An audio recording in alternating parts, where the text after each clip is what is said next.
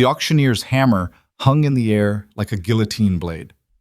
19-year-old Mercy Thorne stood trembling on the wooden platform, her wrists bound her future being sold to the highest bidder, or in her case, the lowest. The crowd's laughter cut deeper than any blade. $11. That's all she was worth to them. Then a voice rumbled from the shadows, $2. The mountain man stepped forward and everything changed.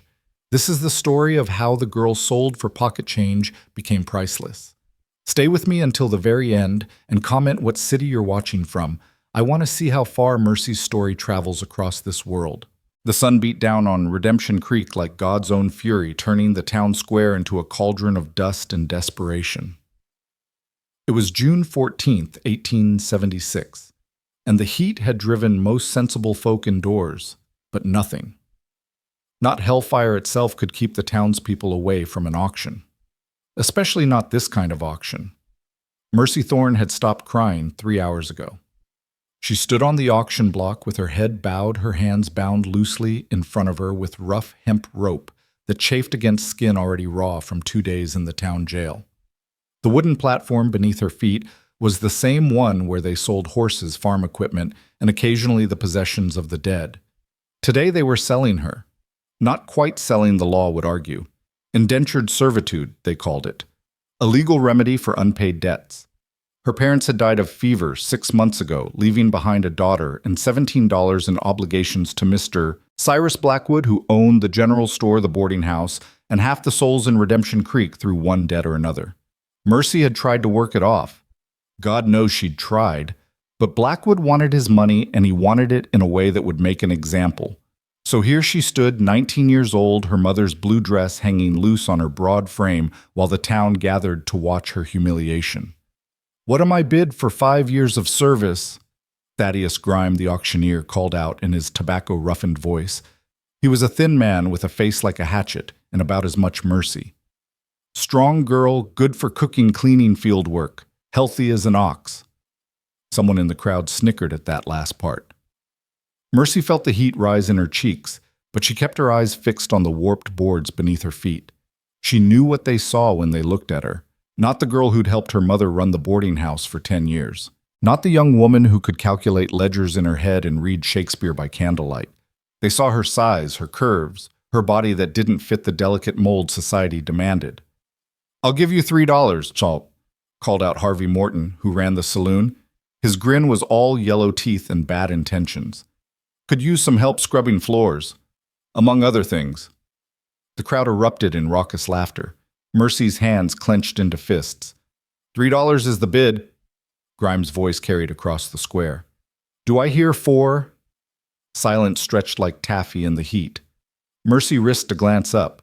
The crowd was a blur of faces, some curious, some pitying, most just entertained. She recognized nearly all of them. Mrs. Henderson, who used to buy her mother's preserves. Tom Walder, who'd courted her briefly before deciding she wasn't refined enough. Sarah Beth Cunningham, whose wedding dress Mercy had helped mend just last spring. They all watched her now like she was a circus attraction. $3 going once, Grime drawled, drawing out the words like molasses. Mercy's breath came shallow and quick. 5 years. She'd be 24 when her servitude ended if she survived it. Morton's saloon was a rough place, and his eyes promised she'd be expected to do more than scrub floors. Her stomach turned. Going twice? She thought of her mother, who'd always told her to stand tall. "You're made of sterner stuff than they know," she'd said, even on her deathbed, fever-bright eyes fierce with love. "Don't let them make you small, Mercy girl. You're built to weather storms." "But how do you weather this?" "Hold on there, Grime." A new voice entered the bidding, and Mercy's head snapped up. Silas Porter, who owned the feed store, stepped forward. He was a broad man in his 50s, not unkind, but hard like old leather. His wife had died 2 winters back, and he had a house full of children that needed raising. "I'll bid $7, Porter said. "I need help with the young ones, and she knew her mother's cooking. That's worth something." $7. It was better than Morton, at least. Mercy felt a tiny flutter of hope. The Porter children were good kids. It wouldn't be freedom, but it wouldn't be hell either. $7. Grimes' eyebrows shot up. Now we're getting somewhere. Do I hear 8? $8? The bid came from Agnes Thornberry, the town's most prominent widow. She wore black silk despite the heat and carried herself like visiting royalty. I need a maid, and this one's already trained in proper housekeeping. Mercy's hope flickered and died. She'd worked briefly for Mrs. Thornberry 2 years ago. The woman was exacting cold and had a tongue that could strip paint. She'd fired Mercy after 3 weeks, claiming she ate too much and moved too slowly. $8 is the bid, Grime announced. Do I hear 9 teat? Porter shook his head, stepping back. He wouldn't go higher for household help, not with his own debts to manage. Mercy felt the trap closing around her like a fist. $9. Morton again, his grin widening. 5 years of service is worth more than 8. I'll go 9. Agnes Thornberry's lips pressed into a thin line, but she nodded. $10. 11. Morton's voice carried a note of challenge now. It wasn't about the service anymore. It was about winning, about proving something to the widow who looked down her nose at saloon owners. The crowd was eating it up, heads swiveling back and forth like they were watching a tennis match. Mercy felt dizzy. The sun seemed impossibly bright, and her stays dug into her ribs with each shallow breath. $11 is bid, Grime called. Do I hear 12? Yees. Agnes Thornberry's jaw worked, but she shook her head curtly and turned away, her black skirt swishing. She wouldn't pay more for a maid than she'd pay for a good horse. Morton's laugh boomed across the square. Looks like she's mine, boys. $11 going once, Grime intoned. Mercy closed her eyes. 5 years in Morton's saloon. 5 years of his hands finding excuses to grab his breath, reeking of whiskey, his expectations heavy as millstones. She thought about running even though her hands were bound, even though there was nowhere to run to. She'd die in these mountains before winter came, but at least she'd die free. Going twice. The silence that followed was different somehow, expectant. Mercy opened her eyes and found the crowd had gone quiet, heads turning toward the back of the square. A man stood there half in shadow beneath the overhang of the hardware store. Mercy had to blink twice to make sure she was seeing him clearly. He was tall, taller than anyone she'd ever seen, with shoulders broad as an axe handle and a chest like a barrel. His clothes were all buckskin and homespun, weathered by sun and use. Dark hair fell past his shoulders, shot through with gray at the temples, and a beard covered half his face. But it was his eyes that caught her. Even from the distance, she could see them sharp and clear as creek water, the color of flint. He looked like something out of a legend, like a mountain given human form. $2, the mountain man said. His voice was deep and rough, like rocks grinding together, but there was something gentle underneath it, something steady. The crowd erupted in confusion. $2.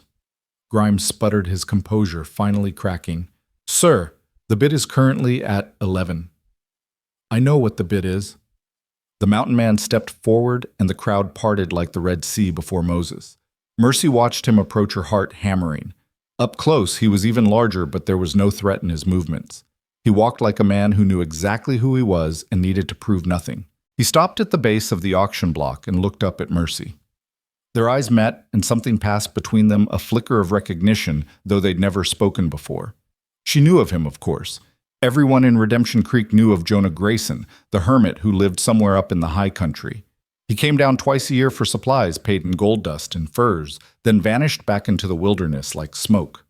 The stories said he'd been a soldier once, that he'd lost his family to Comanche raiders, that he'd killed a grizzly with nothing but a knife, that he was touched by God or devil, depending on who was telling the tale. Looking at him now, Mercy didn't know what to believe, except that he was real, and he was here, and he'd just bid $2 for her service. Sir, Grimes said, recovering his professional tone with effort, I don't think you understand how this works. The current bid is $11, which means the next bid must be 12 or higher. You can't just... I understand fine, Jonah said. He reached into a leather pouch at his belt and pulled out a handful of coins. The girl's debt is $17 to Cyrus Blackwood, correct? Blackwood himself stood near the front of the crowd, arms crossed over his round belly. That's right, he said warily. $17 plus interest. No interest, Jonah said flatly. $17 for the principal debt. Here. He counted out the coins one by one onto the platform edge with a heavy clink of metal. That's $20 in gold. 17 goes to Blackwood for the debt. That leaves $3. He looked up at Mercy again, and she saw something in his eyes that made her breath catch. Respect. Like she was a person, not property. I'll pay the girl $2 as wage for 1 year of service, Jonah continued. Fair compensation for cooking, cleaning, and helping to manage a household. The remaining $1 goes to Grime for his trouble in arranging this transaction. The square had gone dead silent. Even the flies seemed to have stopped buzzing. Now wait just a minute, Morton blustered, his face reddening. I bid $11. That means I get 5 years of her service. You bid $11 toward her debt, Jonah corrected, his voice patient but firm. But her debt is 17. You'd still owe $6. I'm paying the full amount, which clears her obligation completely. I'm then offering her employment, paid employment, for 1 year. After that, she's free to go or stay as she chooses. That's not how this works. Morton's hand moved toward the pistol at his hip. Jonah didn't move, but something changed in his posture. It was subtle, like a mountain settling before a storm. His hand didn't go near his own gun, a big Colt revolver that hung on his hip, but somehow every man in the square became acutely aware that it was there. That's exactly how it works, Jonah said quietly. Unless you want to argue that a man can't pay off another man's debt and then offer honest employment, in which case I'd be curious to hear Sheriff Dobbs's opinion on the matter. All eyes swung to the sheriff, who stood near the edge of the crowd, looking distinctly uncomfortable. He was a political animal who knew which way the wind blew, and right now it was blowing in a direction he didn't much like. Well, Dobbs said slowly, hooking his thumbs in his gun belt, I suppose, technically speaking, if the debt is paid in full and the young lady is offered wages for her service, that would be employment, not servitude, which means... He trailed off clearly, hoping someone else would finish the thought. Which means she goes with me, Jonah said, unless she doesn't want to. He turned to face Mercy fully, and the entire town square seemed to hold its breath. Miss Thorne, he said, and hearing her name, her actual name, not girl or the debtor, nearly made her weep. I live up in the high country about 15 miles north of here. It's a hard life, lonely and cold come winter. I need help managing my trap lines, keeping the cabin, preserving food for the winter months. I can offer you $2 for a year's work plus room and board. You'll have your own space, and I give you my word you'll be treated with respect. After the year is up, you're free to leave. I'll even pay for your passage to wherever you want to go. He paused, his gray eyes steady on hers. Or you can say no, stay here, work for Morton or whoever ends up taking Blackwood's claim. It's your choice. Your choice.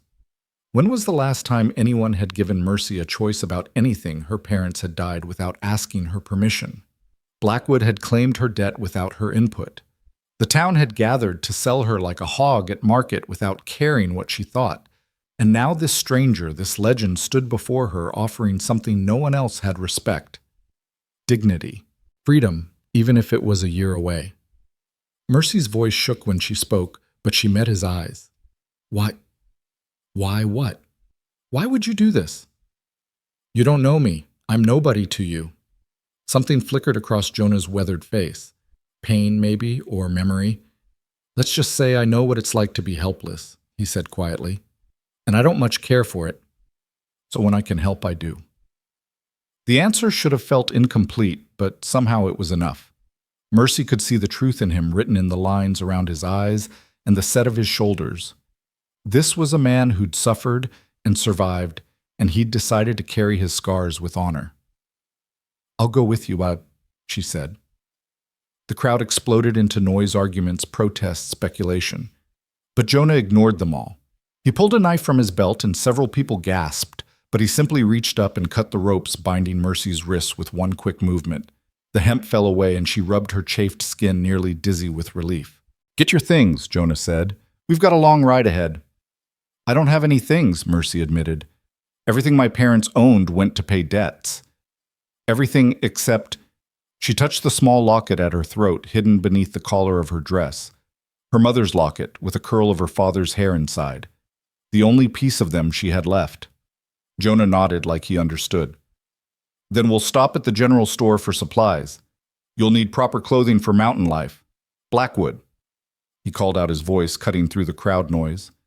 I'll need 2 sets of work clothes, a warm coat, boots, and basic necessities for the lady. Take it out of the 20. Blackwood looked like he'd swallowed a lemon, but he nodded curtly. Business was business, and $20 in gold was nothing to sneeze at. Jonah helped Mercy down from the platform. His hand was rough and warm and steady and guided her through the crowd. People pressed close, some calling out questions, others just staring. Mercy kept her head up, her mother's words echoing in her mind. Stand tall. They were halfway to the general store when a voice called out behind them. Grayson? They turned to find Morton stalking toward them, his face purple with rage and drink. You can't just waltz in here and steal what's rightfully mine. Nothing was stolen, Jonah said calmly, and nothing was yours. I had the high bid. You had an incomplete bid on an incomplete debt. Now step aside. Morton's hand dropped to his gun. The crowd scattered, women grabbing children and pulling them back. Mercy felt her blood turn to ice, but Jonah just sighed like this was a wearisome chore rather than a mortal threat. Don't, he said simply. Don't what? Morton's hand closed around his pistol grip. Don't make me embarrass you in front of your friends. For a long moment, the two men stared at each other. Morton was mean, drunk, and angry, but he wasn't stupid. Whatever he saw in Jonah's eyes made his own hand slowly relax, dropping away from his weapon. This ain't over, Morton spat. Yes, Jonah said quietly. It is. He turned his back on Morton, the ultimate insult, and guided Mercy toward the store. She could feel the saloon owner's glare burning into her back, but Jonah's presence beside her was solid as stone. Safe. Inside the general store, Blackwood moved with grudging efficiency, pulling together clothes and supplies. Mercy tried on boots until she found a pair that fit her broad feet, accepted the 2 sets of work clothes, sturdy canvas pants and cotton shirts that shocked her with their practicality, and a heavy wool coat that would have cost her 6 months' wages in her old life. You'll want to change before we ride, Jonah said, gesturing to a small back room. Those skirts won't last a mile on the mountain trails. Mercy hesitated, clutching the unfamiliar clothing. I've never worn pants before. You've never lived in the mountains before either, he said with a slight smile. Lots of new things coming, Miss Thorne. Might as well start getting used to them. In the privacy of the back room, Mercy stripped off her mother's blue dress and folded it carefully. It felt like saying goodbye to something, though she couldn't quite name what. The pants felt strange on her legs, but the shirt was soft and the coat warm. When she looked at herself in the small, cracked mirror Blackwood kept on the wall, she barely recognized the person staring back. She looked capable, strong, not delicate or proper or any of the things society demanded, just real. When she emerged, Jonah nodded approval. Better? Those will last longer and keep you warmer, ready to go. I think so. Then let's head out. We're burning daylight. Outside, the crowd had mostly dispersed off to share gossip and speculation over supper. The sun was starting its descent toward the western peaks, painting the sky in shades of amber and rose. Jonah led Mercy to where 2 horses waited, a massive gray gelding and a smaller brown mare. You know how to ride? He asked. A little. My father had a cart horse. Good enough. This is Juniper. He patted the mare's neck affectionately. She's gentle and smart. Trust her instincts. If she doesn't want to go somewhere, there's usually a good reason. He helped Mercy mount his hands, careful and respectful, then swung up onto his own horse with easy grace. As they turned to leave Redemption Creek behind, Mercy took one last look at the town square. The auction block stood empty now, just another piece of weathered wood waiting for the next sale, the next transaction, the next life reduced to dollars and cents. She thought she'd feel sad leaving the only home she'd ever known. But as they rode into the lengthening shadows, Jonah steady and silent beside her, Mercy felt something else entirely. She felt free. The ride into the mountains was long and steep, the trail winding through pine forests and across rushing streams. Jonah set an easy pace, checking back frequently to make sure Mercy was keeping up. They didn't talk much. He seemed to be a man who valued silence, but it wasn't an uncomfortable quiet. It was peaceful, filled with the sounds of nature, birdsong wind through branches, the steady clop of hooves on rocky ground. As the sun dipped below the peaks and the first stars began to emerge, they crested a ridge, and Mercy saw it, a small cabin nestled in a mountain valley, smoke curling from its chimney. It was built of logs and stones sturdy and strong, with a garden plot and a small barn behind it. The last rays of sunlight caught the windows, making them glow like amber. "Home," Jonah said simply. It was the most beautiful thing Mercy had ever seen. They dismounted in front of the barn, and Jonah showed her how to unsaddle Juniper and rub her down. His hands were patient as he demonstrated never condescending, treating Mercy like someone learning a new skill rather than a servant being instructed. Inside the cabin, everything was neat and spare. There was a main room with a stone fireplace, a kitchen area with a well-stocked pantry, a small table with 2 chairs. A ladder led up to a sleeping loft, and Jonah gestured to a small room off the main area. "That was my—" He paused, something painful crossing his face. "That'll be your room. It's small, but it's private. There's a good bed and a chest for your things." "Thank you," Mercy said softly. "Mr. Grayson, Jonah," he interrupted. "Just Jonah. I'm not much for formality. Jonah," she tried the name carefully. "I don't know how to thank you for what you did today, for seeing me as human." He looked at her, then really looked at her, and she saw a depth of understanding in his eyes that made her throat tight. "You don't need to thank me for that, Miss Thorne. Being treated human is a right, not a gift. I just gave you what you were owed." "Mercy," she said. "If you're Jonah, I'm Mercy." The corner of his mouth quirked up, almost a smile. "Mercy it is then. Now you must be hungry. Let me show you the kitchen, and tomorrow we'll start teaching you the routines around here. It's a lot to learn, but you'll get the hang of it." That night, Mercy lay in her small room, listening to the unfamiliar sounds of the mountain owls calling wind in the pines, the distant howl of something wild. Her bed was comfortable, her belly was full, and for the first time in months she felt safe. She'd been sold for $2 in the town square, but somehow impossibly she'd also been set free. And as sleep finally claimed her, Mercy Thorne smiled. The first light of dawn crept through the small window of Mercy's room, painting everything in shades of gold and amber. She woke to the smell of coffee and wood smoke, disoriented for a moment before memory rushed back. The auction, the mountain man, the impossible rescue that had felt like a fever dream. But the rough wool blanket beneath her fingers was real. The sound of someone moving quietly in the main room was real. And when she rose and caught sight of herself in the small mirror on the wall, still wearing the work clothes, her hair loose and tangled from sleep, she knew this was no dream. She was free. Or at least she would be in a year. Mercy quickly braided her hair and splashed water on her face from the basin Jonah had left for her. Her hand shook slightly as she tied the braid with a strip of fabric torn from her old dress. Everything felt new and strange, like she'd stepped into someone else's life. When she emerged from her room, Jonah was at the stove, his broad back to her as he worked. The cabin looked different in daylight, bigger somehow, with morning sun streaming through the windows and illuminating details she'd missed in the darkness. There were books on a shelf near the fireplace, more than she'd expected. A rifle mounted above the door. Pelts stretched on frames in one corner waiting to be processed. Everything spoke of a life lived with purpose and care. "Morning," Jonah said without turning around. "Hope you slept well. Coffee's on the table." "I did, thank you." Mercy moved to the table where a steaming cup waited. She wrapped her hands around it, grateful for the warmth. "You didn't have to." "It's just coffee, Mercy." He glanced back at her, his expression gentle. "I make it every morning anyway. Having someone to share it with is no hardship."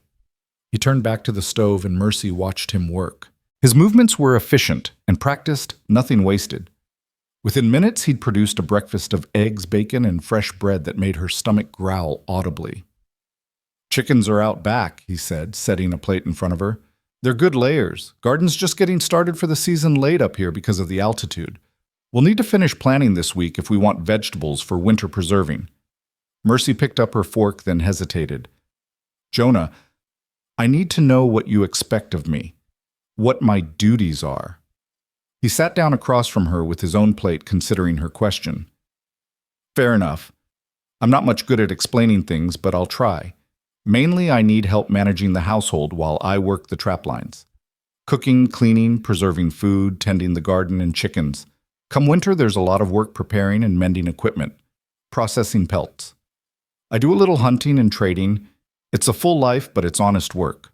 And in return, room board and $2 at the year's end, plus whatever skills you pick up along the way. Mountain living isn't easy, but it teaches you things about yourself you didn't know, makes you strong. He took a bite of his eggs, chewed thoughtfully. I won't lie to you, it'll be hard sometimes. Cold in winter, isolated. The nearest neighbor is 5 miles down the valley, and they're not exactly sociable. You'll probably get lonely. I've been lonely in the middle of a crowded town, Mercy said quietly. At least here the loneliness is honest. Jonah's eyes met hers, and something passed between them, a recognition of shared pain, perhaps. Yeah, he said softly. I suppose it is. They ate in comfortable silence for a few minutes before Mercy spoke again. Can I ask you something? You can ask. Can't promise I'll answer. Why do you live up here alone? The story's in town. She trailed off suddenly, afraid she'd overstepped. But Jonah didn't look angry. He just looked tired. The stories in town are half true at best, but the bones of it are real enough. I had a family once. A wife named Sarah and a daughter, Emma. She was 4 years old with her mother's smile and my stubborn streak. He stared into his coffee cup like he could see the past reflected there. We had a farm down in Texas, nothing fancy, but it was ours. One day I rode into town for supplies. When I came back, his jaw tightened. Raiders had come through. Comanche, someone said later, though I never knew for sure, and it didn't much matter. They were gone. Sarah and Emma, both. Mercy's hand went to her mouth. Jonah, I'm so sorry. It was 8 years ago. He said it like that should make it hurt less, but Mercy could hear the lie in his voice. I couldn't stay there after. Couldn't farm that land, couldn't live in that house, so I came up here where the silence is louder than memory, mostly. And you've been alone ever since. Seemed easier that way. Can't lose what you don't have. He stood abruptly, his chair scraping against the wooden floor. But that's old history. No use dwelling on it. Come on, let me show you around the place proper. Lots to learn. The next hours passed in a blur of information. Jonah showed her the chicken coop, where 6 hens clucked and pecked the small barn, where Juniper and the gray gelding, Thunder Jonah called him, stood in comfortable stalls. He walked her through the garden plot, pointing out where he'd already planted potatoes and onions, where the tomatoes and squash would go. Soil's rocky but rich, he explained, crouching down to run the dark earth through his fingers. Short growing season means you have to be smart about what you plant. Root vegetables do well. Beans. Greens that can handle cold. My wife, he paused, cleared his throat. Sarah used to say you could grow anything if you loved it enough. She was better at this than me. Mercy knelt beside him, feeling the soil's texture. My mother kept a herb garden. Nothing fancy, just enough for cooking and the occasional remedy. She taught me to listen to plants, she said. They'll tell you what they need if you pay attention. Smart woman. She was. Mercy's throat tightened. I wish you could have met her. I wish that too. Jonah stood brushing dirt from his hands. Come on, let me show you the smokehouse. We'll need to get meat preserved before the heat of summer. The days began to form a pattern. Mercy woke with the sun, made coffee, started breakfast, while Jonah did the morning chores. They'd eat together, then he'd assign her tasks for the day, while he headed out to check his trap lines or hunt. At first, everything felt overwhelming. There was so much to learn, so many skills she'd never needed in town. But Jonah was patient, demonstrating each task carefully and never making her feel stupid for asking questions. She learned to milk the goat he kept for cheese, her awkward first attempts making Jonah actually laugh, a sound so rare and genuine it made her smile despite her frustration. She learned to churn butter to render fat to identify which wild plants were edible and which would kill you. She learned to split kindling without hitting her thumb more than twice to start a fire with flint and steel to read the sky for weather changes. And slowly, almost without noticing, she learned to be comfortable in her own skin. There was no one here to judge her size or her appearance. Jonah never commented on how much she ate or didn't eat, never looked at her with the mixture of pity and disgust she'd grown used to in town. He just treated her like a person, like someone capable of learning and growing and contributing. A week into her new life, Mercy was in the garden, pulling weeds when she heard voices approaching. She looked up to see Jonah coming up the path with another man older, weathered with a white beard and eyes sharp as a hawk's. "Mercy," Jonah called out. "This is Walter Brennan. He's the neighbor I mentioned." Walter touched his hat brim, looking her over with frank curiosity. "Heard Jonah brought back more than supplies from town. Figured I'd come see for myself." "Mr. Brennan." Mercy wiped her hands on her pants, suddenly self-conscious. "Walter's fine. No need for formality up here in the high country." He turned to Jonah. "Town's buzzing like a kicked hornet's nest. Harvey Morton's telling anyone who'll listen that you stole his property." Jonah's expression darkened. "Mercy's not property. She's an employee." "I know that and you know that, but Morton's got a mouth on him, and some folks are listening. Just thought you should know." Walter's gaze shifted back to Mercy. "You doing all right up here, miss? It's a hard life for someone not used to it." "I'm learning," Mercy said, lifting her chin. "And I'd rather learn hard things with respect than easy things with contempt."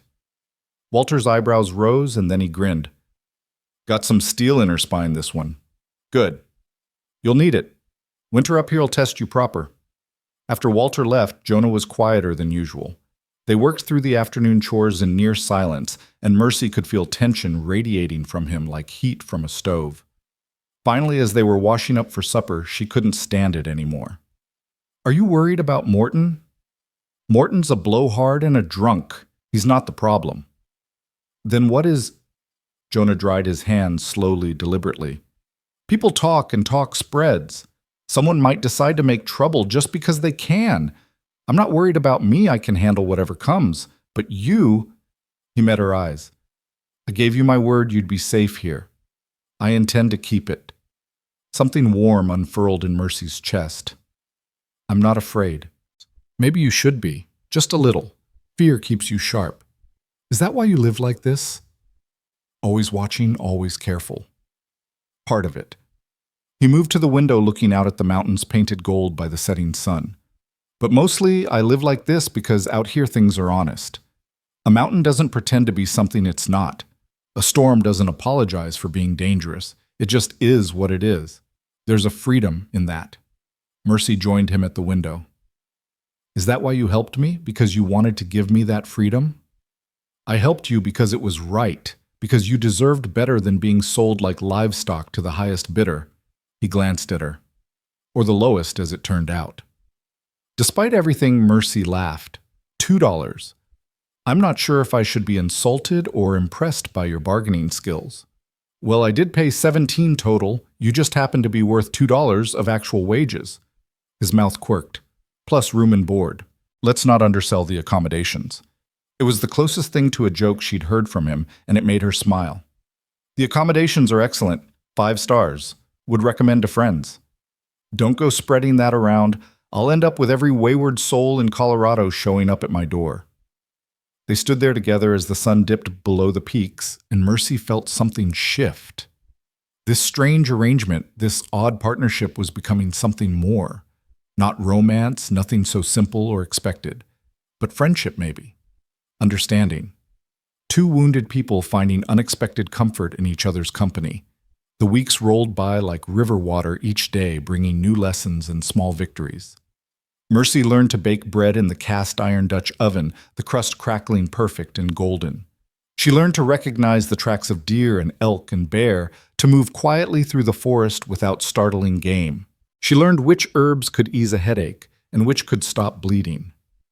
Gathering them carefully and hanging them to dry in bunches from the cabin rafters. And Jonah slowly began to open up.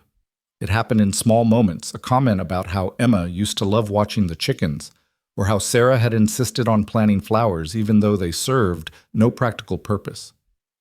He showed Mercy a box he kept under his bed filled with small treasures, a child's wooden horse he'd carved a woman's comb, a faded tintype of a young family, looking stiff and formal, but undeniably happy. "I don't look at these much anymore," he admitted, his voice rough. "Hurts less if you don't pick at the wound, but I can't throw them away either. Feels like losing them twice." Mercy touched the tintype gently. "They were beautiful. Your whole family. They were everything." He closed the box carefully, reverently. After they died, I wanted to die too. Spent about a year trying to drink myself into the grave. When that didn't work, I came up here figuring the mountains would finish the job. But they didn't. They made me strong instead. Made me remember that staying alive is its own kind of defiance. I'm glad you stayed alive, Mercy said softly. I'm glad you were in that square when I needed you. Their eyes met and something electric passed between them. Jonah looked away, first clearing his throat. Yeah, well, sometimes the timing of things works out, I suppose. One morning in late July, Mercy woke to find Jonah already dressed and loading supplies into saddlebags. We're going hunting, he announced. Deer if we can find them. We need to start putting by meat for winter, and you need to learn how to handle a rifle. I've never shot a gun before. Then today's your day to learn. Get dressed, bring your canteen. We'll probably be out most of the day. They rode out into the high country climbing trails so narrow, Mercy had to trust Juniper completely. The air grew thinner and colder as they ascended, and the views became breathtaking endless vistas of mountains and valleys, the world spread out like God's own tapestry. Jonah stopped at a clearing near a stream and dismounted. This is good deer country. They come down to drink, especially early morning and late afternoon. He pulled his rifle from its scabbard and handed it to Mercy. First rule, always treat it like it's loaded even when you know it's not. Second rule, never point it at anything you don't intend to shoot. Third rule, be sure of your target and what's beyond it. For the next hour, he taught her to load, aim, and fire. The rifle's kick surprised her the first time, making her stumble backwards, but Jonah's hand was there steady on her shoulder. Lean into it, he instructed. The gun's going to buck. You have to be ready for it. Try again. By the 10th shot, Mercy was hitting the target a dead tree trunk Jonah had marked more often than not. Her shoulder ached and her ears rang, but she felt a fierce pride in the skill. You're a natural, Jonah said, and the approval in his voice made her glow. Better than I was my first time. Of course, I was 8 years old and the rifle was half my size. Your father taught you, Shab. My grandfather. Tough old bastard who believed in learning by doing. Nearly shot my foot off twice before I got the hang of it. He took the rifle back, checking it over with practiced ease. Now comes the hard part. Actually hunting. You ready? They spent hours moving through the forest, Jonah teaching her to read. Sign and move silently. Just when Mercy thought they'd never see anything, Jonah froze and pointed. Through the trees, she could see movement, a young buck grazing peacefully in a small meadow. Jonah handed her the rifle wordlessly. Her hand shook as she raised it, finding the deer in her sights. It was so alive, so beautiful, its coat gleaming copper in the dappled sunlight. You don't have to, Jonah whispered beside her. I can take the shot. But Mercy thought about the coming winter, about the need for food, about the honest reality of mountain life. Everything here had a cost. Everything required sacrifice. She steadied her breathing the way Jonah had taught her and squeezed the trigger. The shot echoed through the valley. The deer dropped where it stood. Mercy lowered the rifle, her heart pounding, tears streaming down her face without her permission. Jonah took the gun gently from her hands. First kill is always hard, he said quietly. Shows you've got a soul. Come on, I'll teach you the rest. He showed her how to field dress, the deer explaining each step with patience and respect. We use everything we can, he said. Meat for eating, hide for leather, bones for tools. Nothing wasted. That's the compact we make. We take life to sustain our own, but we honor what we take. No sport killing, no waste. As they worked, Mercy's tears dried. There was something sacred in this, she realized. Something honest and true. This wasn't the casual cruelty of the auction block where lives were valued in dollars and dignity was for sale. This was survival, pure and simple, with respect given even in death. By the time they rode back to the cabin with the deer lashed to Thunder's back, the sun was setting and Mercy was exhausted.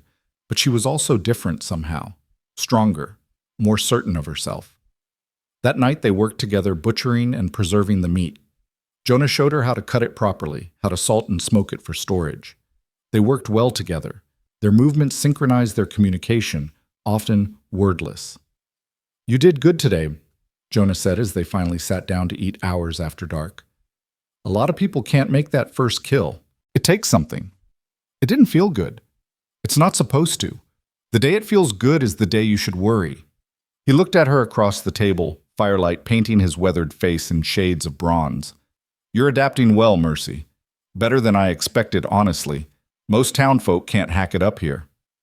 "Maybe I was never really a town person. Maybe I just didn't know it until now." "Maybe." He smiled slightly. "Sarah used to say everyone has a place where they fit, where their soul can breathe right. She said hers was wherever I was, which was a pretty thing to say, even if it wasn't strictly true.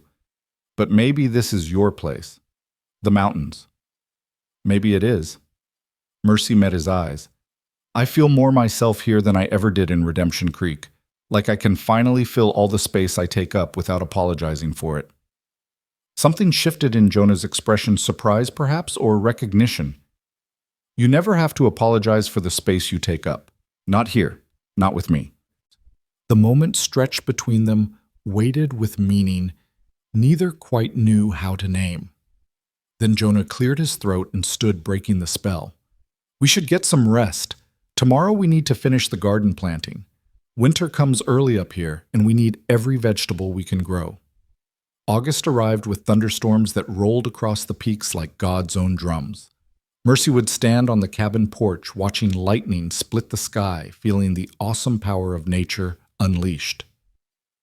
During one particularly fierce storm, a bolt struck a tree near the barn, splitting it down the middle with a crack like a cannon shot.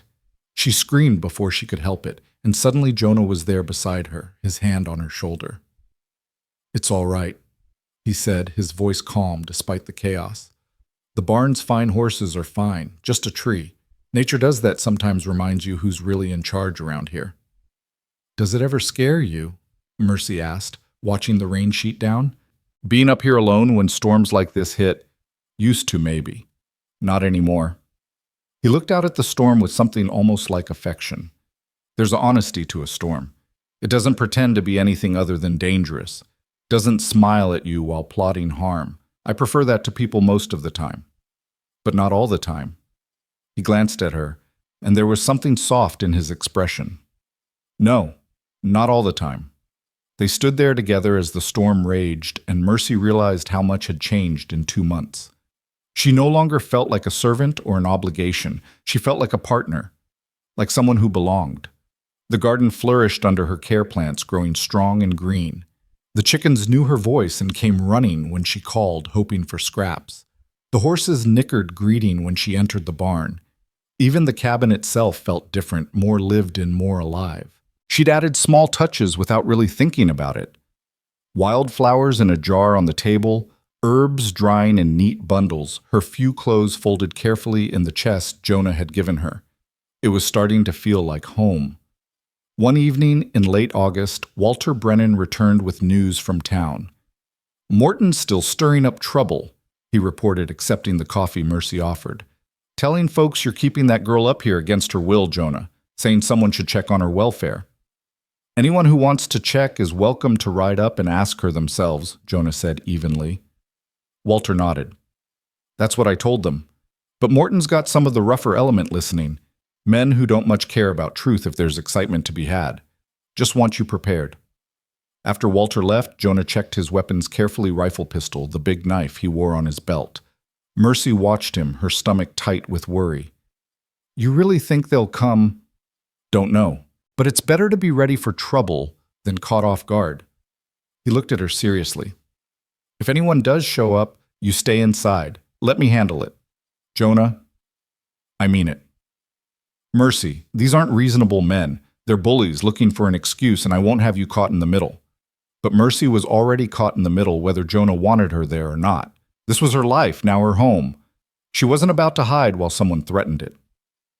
The confrontation came 3 days later on a bright morning when Mercy was feeding the chickens. She heard the horses before she saw them, 3 riders coming up the trail, moving with the kind of deliberate swagger that meant trouble. Harvey Morton led them, flanked by 2 men Mercy recognized from the saloon. They reined in near the cabin, and Jonah stepped out to meet them, his rifle held casual but ready in his hands. "Help you gentlemen with something." His voice was mild, but Mercy could hear the steel underneath. "Just doing a civic duty, Morton said, though his smirk suggested otherwise. "Making sure that girl you took is here of her own free will. Some folks in town are concerned about her welfare." Then they should have been concerned when you were trying to buy her for your own purposes, Jonah replied. Mercy's here because she chooses to be. You're welcome to ask her yourself.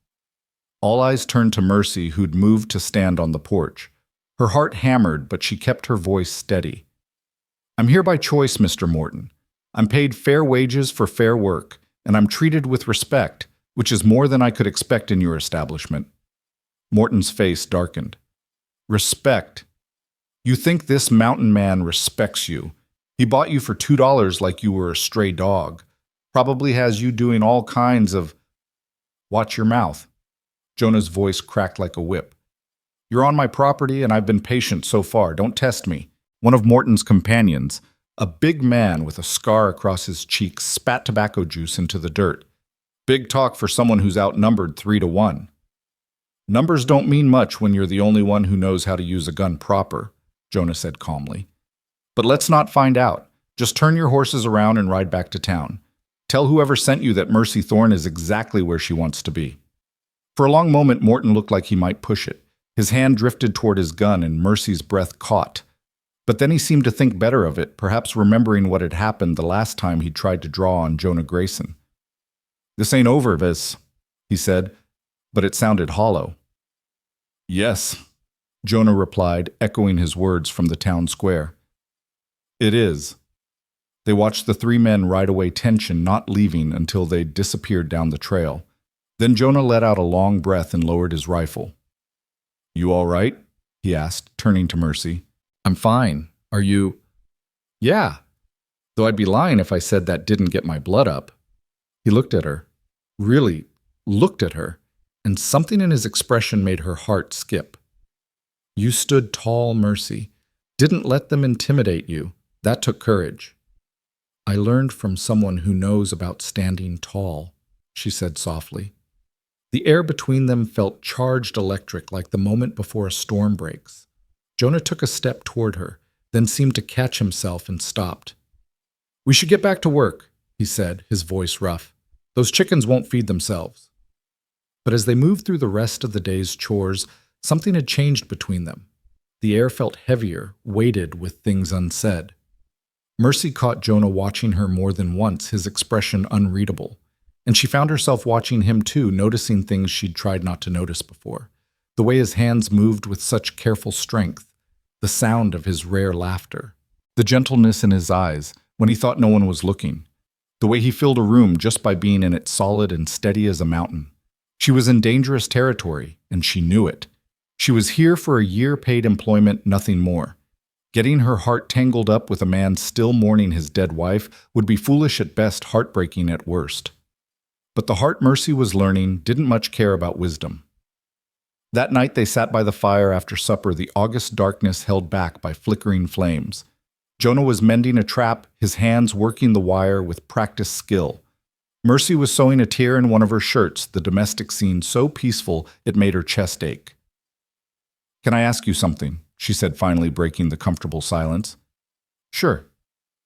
Do you ever think about leaving, going somewhere else, starting over?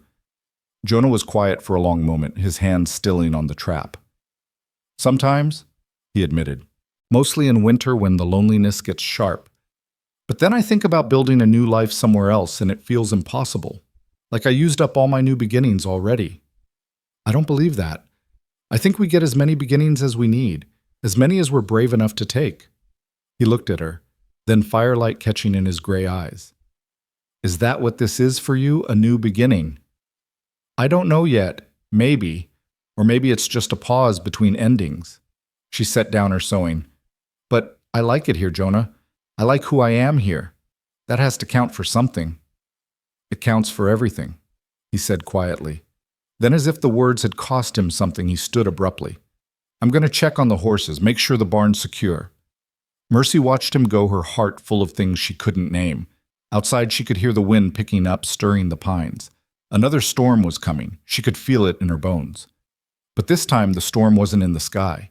It was building right here in the space between two wounded people, learning to trust again, learning to hope again, learning perhaps to love again, though neither of them was ready to say it out loud. Not yet.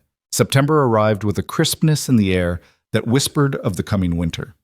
The aspens on the mountainsides began their slow transformation to gold, and the morning frost lingered longer on the grass. Mercy found herself watching the changing season with a mixture of wonder and apprehension. Winter in the high country would be fierce, Walter had warned during his last visit. She'd need to be ready. But it wasn't just the weather that made her restless. It was the weight of Jonah's presence, the way the cabin seemed to shrink whenever they were both inside. It was the accidental brush of hands when passing dishes at dinner, the catch in her breath, when he smiled, the way her heart hammered when he looked at her with those storm-gray eyes. She was falling in love with him, and it terrified her. One morning she woke to find Jonah already gone, a note left on the table in his careful script, gone to check the high trap line, back by evening. There's bread and cheese for lunch. Stay close to the cabin. Mercy stood there holding the note, tracing the letters with her finger. Even his handwriting was solid and dependable, each letter formed with deliberate care. She tucked the note into her pocket like the treasure it was and set about her chores. The day passed slowly without him. She fed the chickens, tended the garden, pulled the last of the carrots and beets that were ready for harvest. She baked bread, the cabin filling with the warm scent of yeast and flour. She mended clothes, swept floors, did all the tasks that had become routine over the past 3 months. But the cabin felt empty, wrong somehow, without Jonah's steady presence. It was late afternoon when she heard the horses. For a moment, hope leapt in her chest, Jonah returning early. But the sound was wrong, too many hoofbeats moving too fast. Mercy stepped onto the porch and felt her blood turn cold. 5 riders were coming up the trail, and she recognized the leader immediately. Harvey Morton, his face flushed with drink even at this distance, and behind him 4 men she didn't know, rough-looking men with hard eyes and harder intentions. She should have gone inside, barred the door like Jonah had told her to do if trouble came. But something in Morton's swagger and the way the men were laughing made her angry instead of afraid.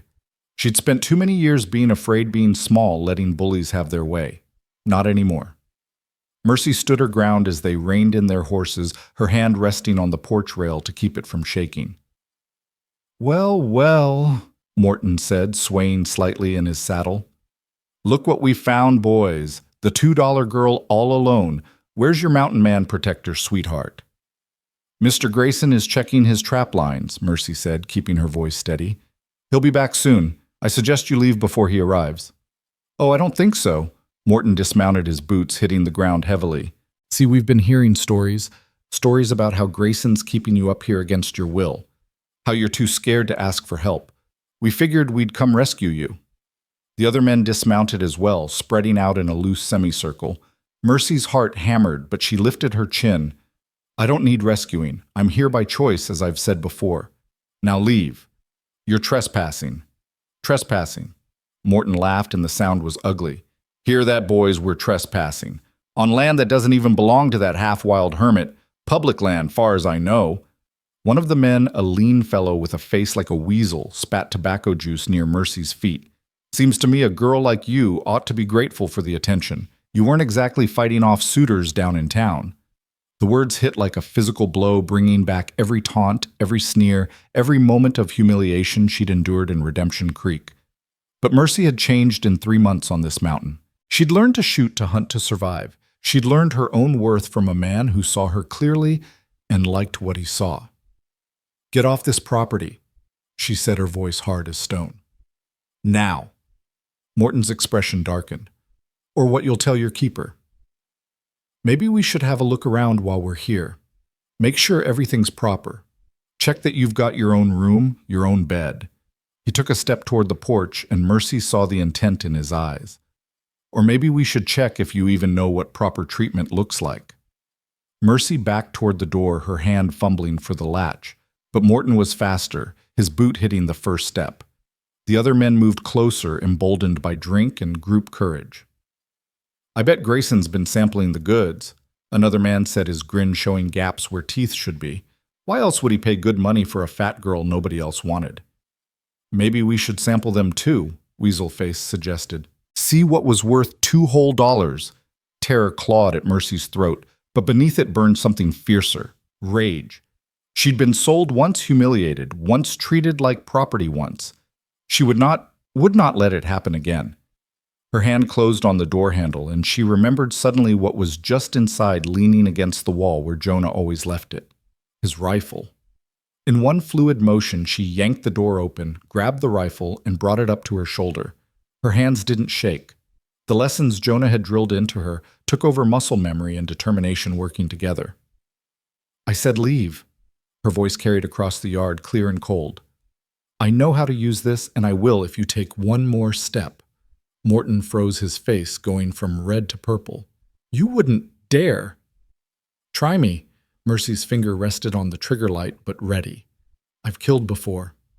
A deer's not so different from a man when you get down to it. Meat's meat." The casualness of her words seemed to unsettle them more than the gun itself. The men exchanged glances, some of the drunken confidence draining away.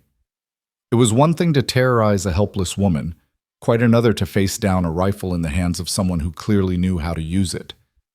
"You're crazy," one of them muttered. "Maybe," Mercy agreed. "Mountain living'll do that. Make you a little wild, a little unpredictable. Now, I'm going to count to 5, and if you're still on this property, when I'm done, I start shooting. 1. You can't. 2. This isn't over you. 3. The men began backing toward their horses, hands raised, still trying to maintain some dignity, but Mercy could see the fear in their eyes now, the realization that they'd miscalculated badly. 4. All right. Morton climbed onto his horse with unsteady haste. "But Grayson's going to hear about this, about how his woman pointed a gun at honest citizens." 5. Mercy fired. The bullet kicked up dirt 2 feet in front of Morton's horse, making the animal rear and dance. The other horses spooked as well, and suddenly all 5 men were fighting for control, cursing and yanking reins. "Next one won't miss," Mercy called out, already working the bolt to chamber another round. "Now ride. And if you come back, I won't bother with warnings." They rode fast and hard, disappearing down the trail in a cloud of dust and fear. Mercy stood there until the sound of hoofbeats faded completely. The rifle still raised, her whole body trembling with adrenaline. Then her legs gave out. She sank down onto the porch steps, the rifle clattering beside her, and started to shake. Great racking shudders that seemed to come from her very bones. She'd done it. She'd stood up to them, faced them down, sent them running. But now that it was over, now that the immediate danger had passed, the fear came flooding in. What if they came back? What if next time there were more of them? What if they hurt Jonah because of what she'd done? She was still sitting there, arms wrapped around herself, when Thunder's hoofbeats announced Jonah's return. He took one look at her face, at the rifle on the porch, at the churned-up ground where the horses had been, and his expression went deadly calm. What happened? It wasn't a question. Mercy tried to speak, but her voice wouldn't work. She just pointed at the trail, at the evidence of the confrontation. Jonah dismounted in one smooth motion and knelt in front of her, his hands gentle on her shoulders. "Did they hurt you, touch you?" She shook her head, finding her voice. "No, I got the rifle. Made them leave." Something flashed in Jonah's eyes, pride mixed with fury. "Tell me everything." She did the words tumbling out in a rush.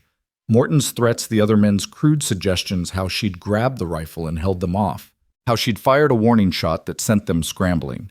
When she finished, Jonah was quiet for a long moment. Then he pulled her into his arms, holding her tight against his chest. Mercy could feel his heart hammering, could feel the tension in every muscle. "You could have been killed," he said roughly. "If they'd rushed you, if they'd called your bluff." It wasn't a bluff. Mercy pulled back to look at him. "I would have shot them, Jonah. I would have killed them if they'd tried to hurt me. Does that make me terrible?" "No." His hands came up to frame her face, his thumbs brushing away tears she hadn't realized were falling. "It makes you a survivor. It makes you strong. But God mercy, you scared 10 years off my life." "I scared myself," she admitted, "but I wasn't going to let them. I couldn't just—" "I know." He pressed his forehead to hers, his breath warm on her face. "I know. You did exactly right. You protected yourself, protected our home. I'm so damn proud of you I could burst, and so damn angry at them I could kill." The possessive words "our home" made Mercy's heart skip, but before she could examine them too closely, Jonah was pulling away, his expression hardening. "I need to go to town.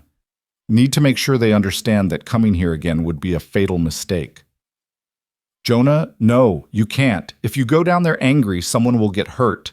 Someone's going to get hurt anyway if they don't learn this lesson. He stood, his whole body radiating controlled violence. They threatened you, Mercy. They came onto my land and threatened someone under my protection. That doesn't stand. Please. Mercy grabbed his hand, holding tight. Please don't go tonight. Stay here. Make sure I'm all right. We can deal with the rest tomorrow with clear heads. She could see the war in his expression, anger battling with concern. Finally, concern won. His shoulders dropped slightly, and he nodded. All right. Tomorrow. But this ends, Mercy. One way or another, it ends. That night they sat close by the fire, neither wanting to be far from the other. Jonah had checked and rechecked all the weapons, barred the door, made sure everything was secure. Now he sat in his chair while Mercy curled up in hers, both of them watching the flames dance. I'm sorry, Mercy said finally. This is my fault. If I hadn't come here, if you hadn't helped me... Stop. Jonah's voice was firm. This isn't your fault. This is about men who think they can do whatever they want because they've always gotten away with it. It's about people who see other people as property. None of that is on you. But if something happens to you because of me, then something happens. But I'll face it knowing I did the right thing, knowing I helped someone who needed it, knowing I've spent the last 3 months living instead of just existing. He looked at her firelight, painting his face in shades of gold and shadow. You brought life back to this place, Mercy. Don't apologize for that. I don't know what I'd do if you got hurt. I'm not planning on getting hurt. I've been taking care of myself in these mountains for 8 years. I know how to handle trouble. But 5 men are 5 drunks with more pride than sense. I've faced worse. He reached over and took her hand, his grip warm and strong. But I appreciate your concern. It's been a long time since anyone worried about me. They sat there in silence, hands linked, the fire crackling between them. Mercy felt the tension slowly draining from her body, replaced by something else.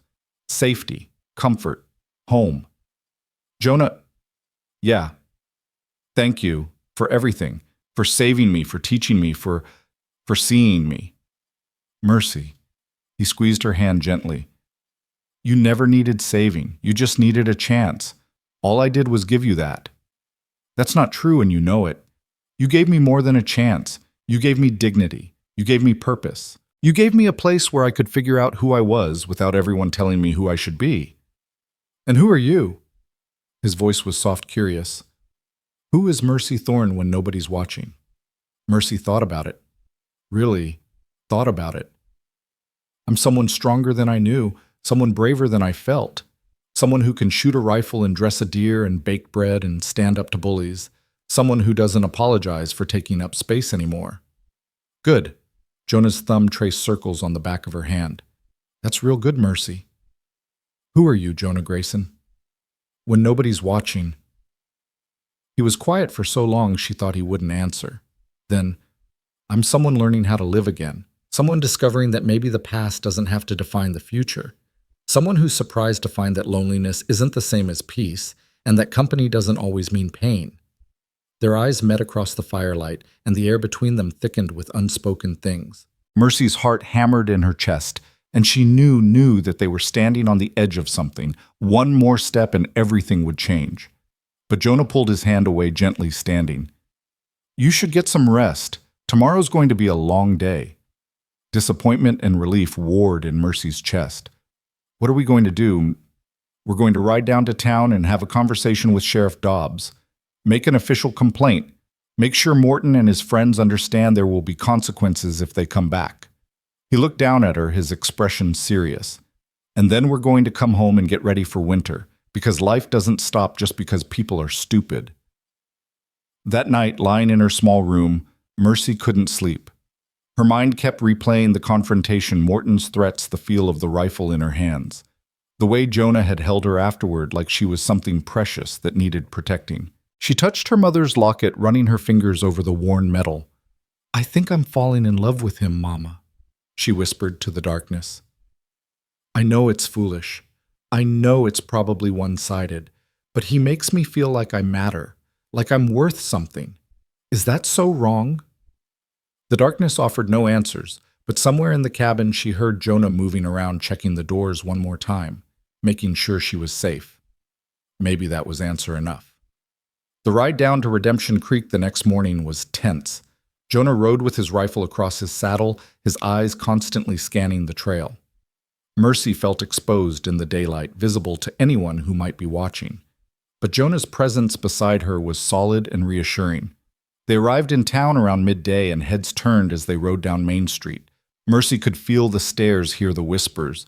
The girl who'd been sold for $2 riding back into town like she belonged, like she mattered. Let them stare.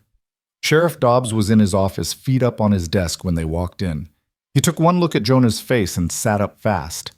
"Before you say anything," Dobbs started, hands raised, "I heard about what happened yesterday. Morton's been bragging about it in the saloon." Bragging. Jonah's voice was dangerously quiet. He's bragging about terrorizing a woman on private land. He says she pointed a gun at honest citizens who were just checking on her welfare. He's a liar. Mercy stepped forward, her voice clear. "They came to my home, yes, my home, with the intent to intimidate and harm. They made threats. They suggested things that no decent man would say to any woman. I defended myself with the only means I had. And I'll do it again if they come back." Dobbs looked between them, clearly uncomfortable. "Look, I understand you're upset, but Morton's got friends in this town. Influential friends. If you push this, it's going to get ugly." "It's already ugly," Jonah said. "The question is whether you're going to do your job and maintain the law, or whether you're going to let bullies run roughshod over decent people because they've got friends. I'm just saying there might be a better way to handle this. Maybe if Miss Thorne came back to town, stayed somewhere proper, this whole situation would resolve itself." "No." Mercy's voice cut through the office like a blade. "I'm not leaving my home because men can't control themselves. I'm not giving up my life because someone's feelings got hurt. What happened to me in that town square was wrong, Sheriff. You know it was wrong, and what happened yesterday was worse. If you won't do anything about it, then we will." "That sounds like a threat." "It's a promise," Jonah said. "The next person who comes onto my land with bad intentions will leave in a box. I'm within my rights to defend my property and the people on it. You know I am." Dobbs's jaw worked. "Fine. I'll talk to Morton. Tell him to stay away. But Grayson, you need to understand you can't keep that girl up there forever. Eventually people are going to ask questions. She's not a girl, she's a woman. Her name is Mercy Thorne, and she's my employee. Those are the only answers anyone needs." Jonah turned to leave, then paused. "And Sheriff, if anything happens to her because you failed to do your job, you'll answer for it. I promise you that." Outside, the sun seemed too bright, the street too crowded. Mercy felt like she couldn't breathe properly, like the town was pressing in on her from all sides. She'd forgotten how claustrophobic it felt here, how small and trapped. "Let's get the supplies and go home," she said quietly. Jonah nodded, his hand coming to rest briefly on her shoulder. "Stay close to me." They made their way to the general store, and Mercy could feel eyes following them.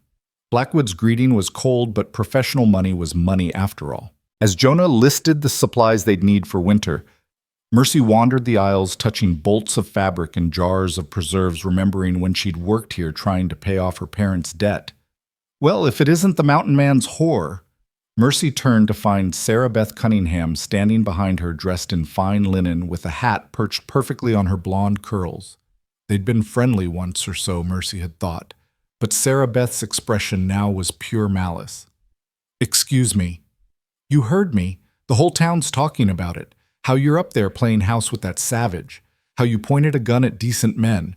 You've become quite the spectacle, Mercy, though I suppose you always were." The old Mercy would have dropped her eyes, would have accepted the cutting words, would have made herself small. But the new Mercy, the one who'd learned to shoot and hunt and stand her ground, met Sarah Beth's gaze steadily. "My life is no concern of yours, Sarah Beth. I'm happy where I am, and I don't need your approval or anyone else's.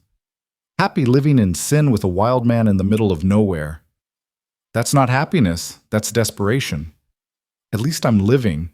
Mercy kept her voice low but firm. "What are you doing?" "Sarah Beth. Married to a man twice your age because he had money. Spending your days gossiping about other people's lives because your own is so empty. Which of us is really desperate? Sarah Beth's face flushed red. How dare you? Ladies, Jonah appeared at Mercy's elbow, his presence immediately shifting the dynamic. Is there a problem?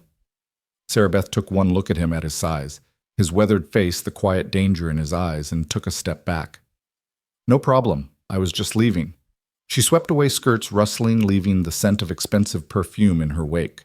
Mercy let out a breath she hadn't known she was holding. Old friend? Jonah asked mildly. Acquaintance. Not a very good one, apparently. The worst kind of people are the ones who smile to your face while sharpening knives for your back. He handed her a peppermint stick from his pocket. Come on, supplies are loaded. Let's go home. Home. The words settled into Mercy's chest like a warm coal radiating heat through her whole body. Yes, that's exactly what the cabin in the mountains was. Home. They rode out of town without looking back, and with each mile they climbed, Mercy felt herself breathing easier.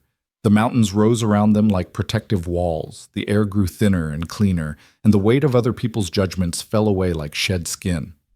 You all right? Jonah asked as they paused to water the horses at a stream. Better than all right. I realized something down there. What's that? I don't fit in that world anymore. Maybe I never did. But up here? She gestured at the mountains, the endless sky, the wild beauty all around them. Up here I fit. I belong. And Jonah smiled a real smile that transformed his whole face. Yeah, you do. That evening they worked together preparing the last of the garden vegetables for storage, and the rhythm between them was easy and natural. They moved around each other like dancers who knew the steps by heart, passing jars and knives and vegetables without needing to speak. Winter's coming fast, Jonah said as they worked. Walter says it might be a hard one. We should start bringing in extra firewood, making sure all the chinking in the cabin walls is solid. I'll help. Whatever you need. I know you will. He looked at her across the table, his hands pausing in their work. You've been invaluable these past months, Mercy. I want you to know that. This place runs smoother, feels better. I'd forgotten what it was like to have a partner. The word hung in the air between them, weighted with meaning. Partner. Not servant, not employee. Partner. I like being your partner, Mercy said softly. I like us working together.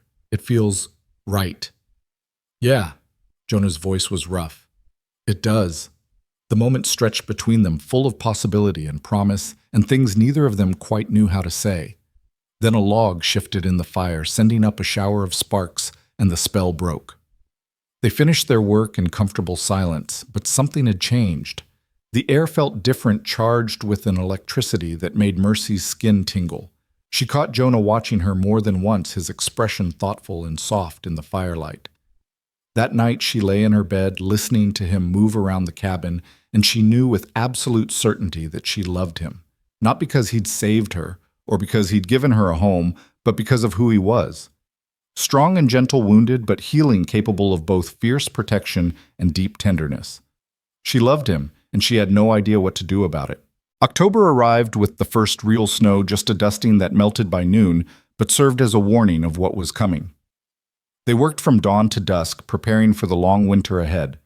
Jonah showed Mercy how to split logs efficiently, how to stack wood so it would dry and stay dry, how to check the cabin for gaps that needed filling. One afternoon they were working side by side, repairing the barn roof, when Jonah suddenly stopped his hammer, frozen in mid-swing. What is it? Mercy asked, looking up from her own work. Listen. She listened.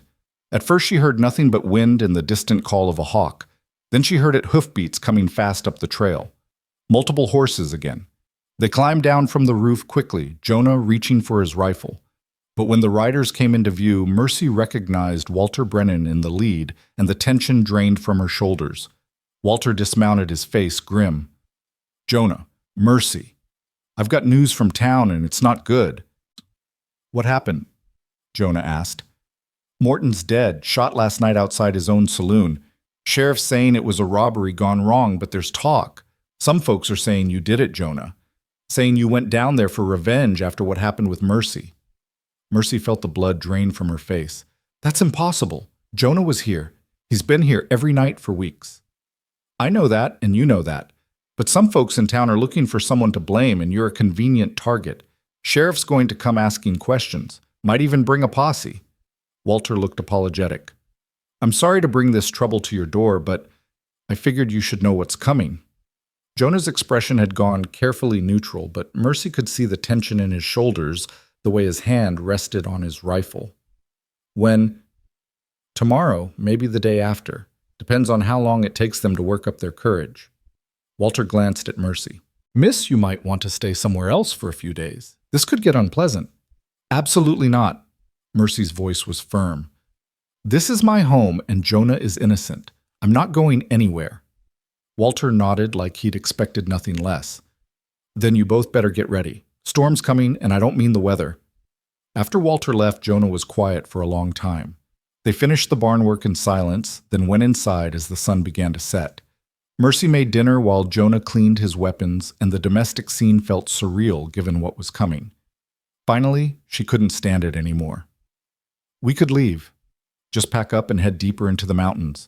Wait out the winter somewhere they'll never find us. Running makes me look guilty. Staying might get you killed. Jonah looked up from his rifle, his eyes finding hers. I'm not running, Mercy.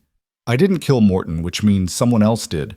If I run, they'll assume I'm guilty, and that'll follow me forever. No. We stay.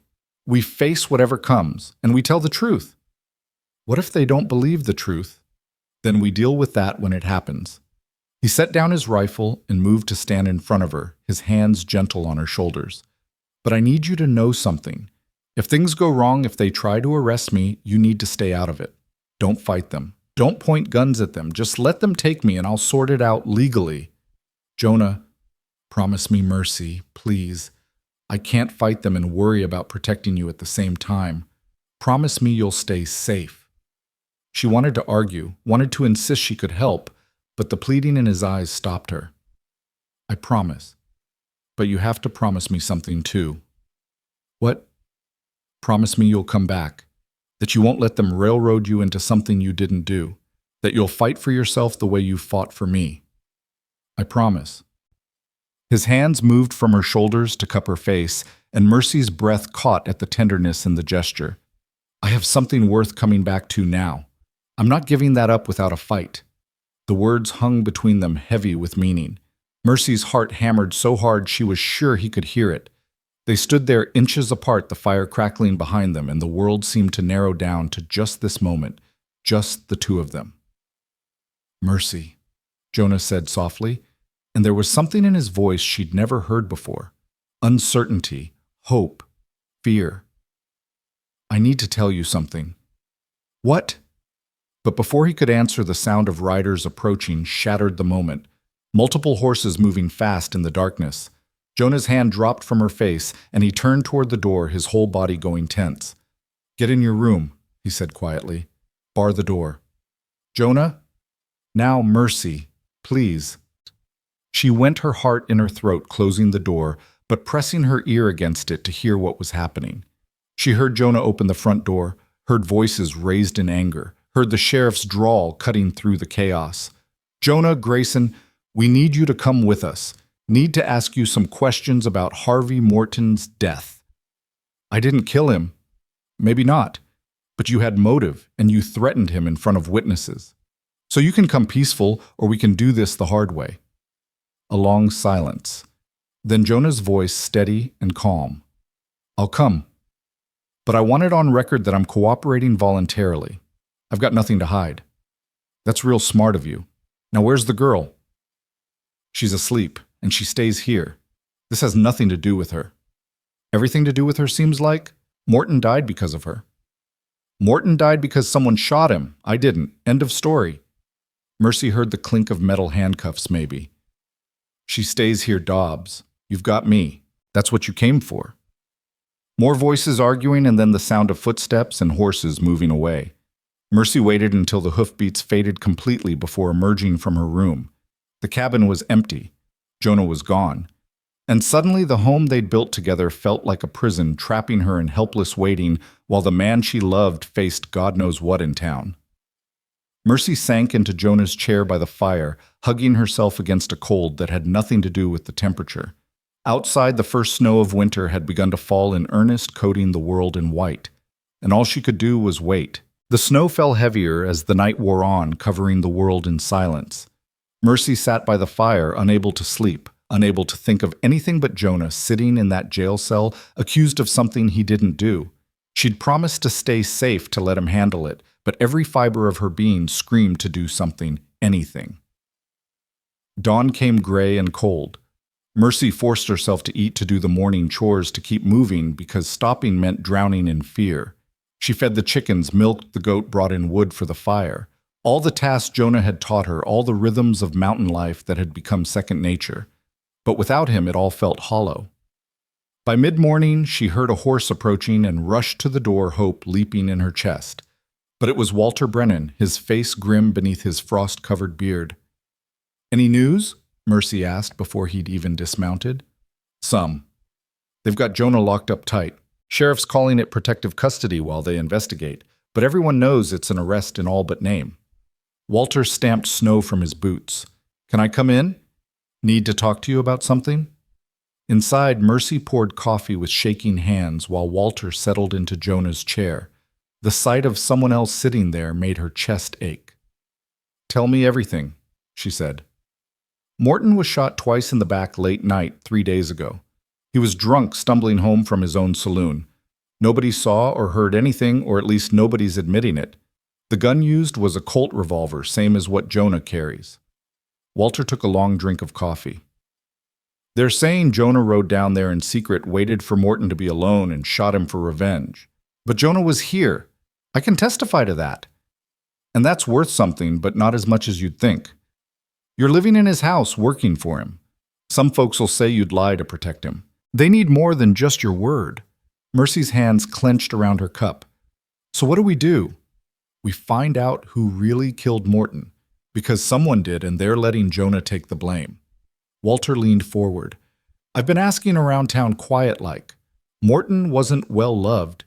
He cheated at cards, watered down his whiskey, had a mean streak when he was drunk. Any number of people might have wanted him dead. But who would actually do it? That's what we need to figure out, and we don't have much time. Sheriff's planning to transfer Jonah to the territorial court in Denver next week. Once that happens, it'll be out of our hands." Mercy stood pacing the small cabin like a caged animal. "I need to go to town, need to see Jonah, talk to people, find out what's really going on." "That's exactly what I was thinking. But Mercy, you need to understand, some folks in town aren't going to be friendly. They're looking for someone to blame, and you're tied up in this whether you like it or not. I don't care. Jonah risked everything for me. The least I can do is fight for him now." Walter nodded slowly, respect showing in his weathered face. "All right then. Get your things. We'll ride down together, but we do this smart and careful. No guns, no threats. Just questions and listening." "Deal." "Deal." The ride to Redemption Creek felt endless. The snow had stopped, leaving the world blanketed in white that sparkled almost painfully in the sunlight. Mercy's mind raced with possibilities and fears. What if they couldn't find the real killer? What if Jonah was convicted? What if she never saw him again? She pushed the thoughts away. She couldn't afford to think like that. She had to believe that truth would win, that justice would prevail. She had to. The town was buzzing when they arrived. People clustered in groups on the boardwalk, their voices low and speculative. Mercy could feel their stares as she and Walter rode down Main Street, could hear the whispers following in their wake. "There's the mountain man's woman. Bold as brass riding into town. Probably here to spring him from jail." Mercy kept her head high and her eyes forward, just like Jonah had taught her. Don't let them see fear. Don't give them power over you. The jail was a small building at the end of the street, built of stone with bars on the windows. Sheriff Dobbs was sitting at his desk when they walked in, and his expression soured when he saw Mercy. "What are you doing here?" "I need to see Jonah. I have a right to visit him." "You're not family. You're just his employee, which means you got no rights at all." "Then I'm here as a witness," Mercy said firmly. "I can testify that Jonah was at the cabin the night Morton died. He couldn't have killed him." Dobbs leaned back in his chair, his belly straining against his vest. "So you say. But a woman living alone with a man dependent on him for food and shelter might say anything to protect him. That's what the prosecutor will argue anyway. That's not fair, and you know it. Fair or not, that's how it is. Now, unless you've got new evidence, actual evidence, not just your word, I suggest you head on back to your mountain. This doesn't concern you. Like hell it doesn't. Walter stepped forward, his voice hard. Jonah Grayson is a good man who's never caused trouble in this town. He paid his debts, kept to himself, lived honest. You've known him for 8 years, Dobbs. You really think he's capable of shooting a man in the back? I think every man's capable of violence when pushed far enough. And Morton pushed him, publicly threatened his woman, came onto his land making trouble. That's motive means an opportunity right there. Except he didn't do it, Mercy insisted. Let me see him, please, 5 minutes. That's all I'm asking. Dobbs studied her for a long moment, then sighed. 5 minutes. But I'm standing right here the whole time, so don't try anything foolish. He led her to the back where 2 cells stood side by side. One was empty. In the other, Jonah sat on a narrow cot, his hands clasped between his knees. He looked up when he heard footsteps, and his expression when he saw Mercy was a mixture of relief and concern. You shouldn't be here, he said quietly.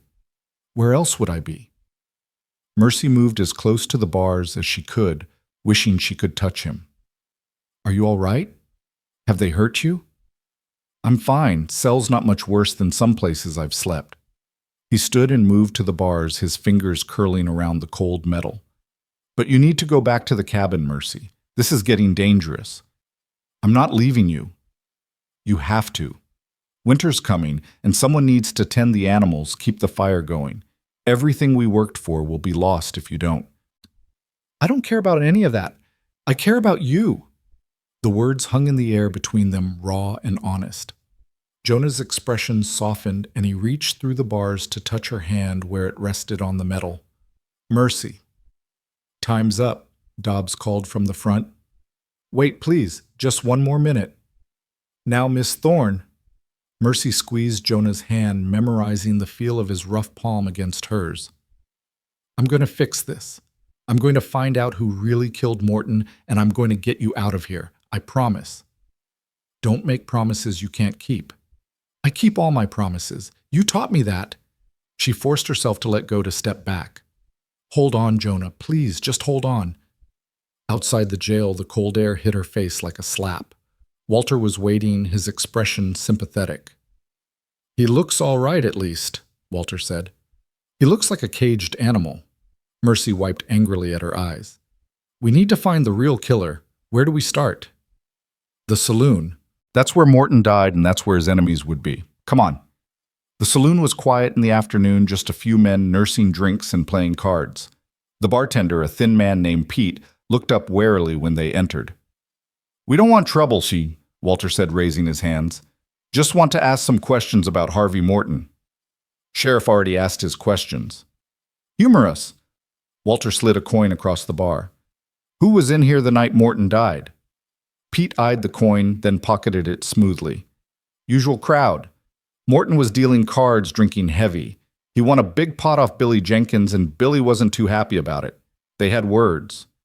What kind of words, Mom? The kind that get a man killed, if you take my meaning. Billy accused Morton of cheating, which everyone knew Morton dealt from the bottom of the deck. They shouted at each other, nearly came to blows. I threw Billy out around 10 o'clock. Mercy leaned forward. And what time was Morton killed? Sheriff says around midnight. Morton left here around 11:30, drunk as a lord and counting his winnings. Pete wiped the bar absently. Didn't make it more than 100 yards before someone put 2 bullets in his back. Where was Billy Jenkins when Morton left? Pete shrugged. Don't know. He didn't come back in here after I threw him out, but Billy's not a killer. He talks big when he's drunk, but he's got no spine for actual violence. They thanked Pete and stepped back outside.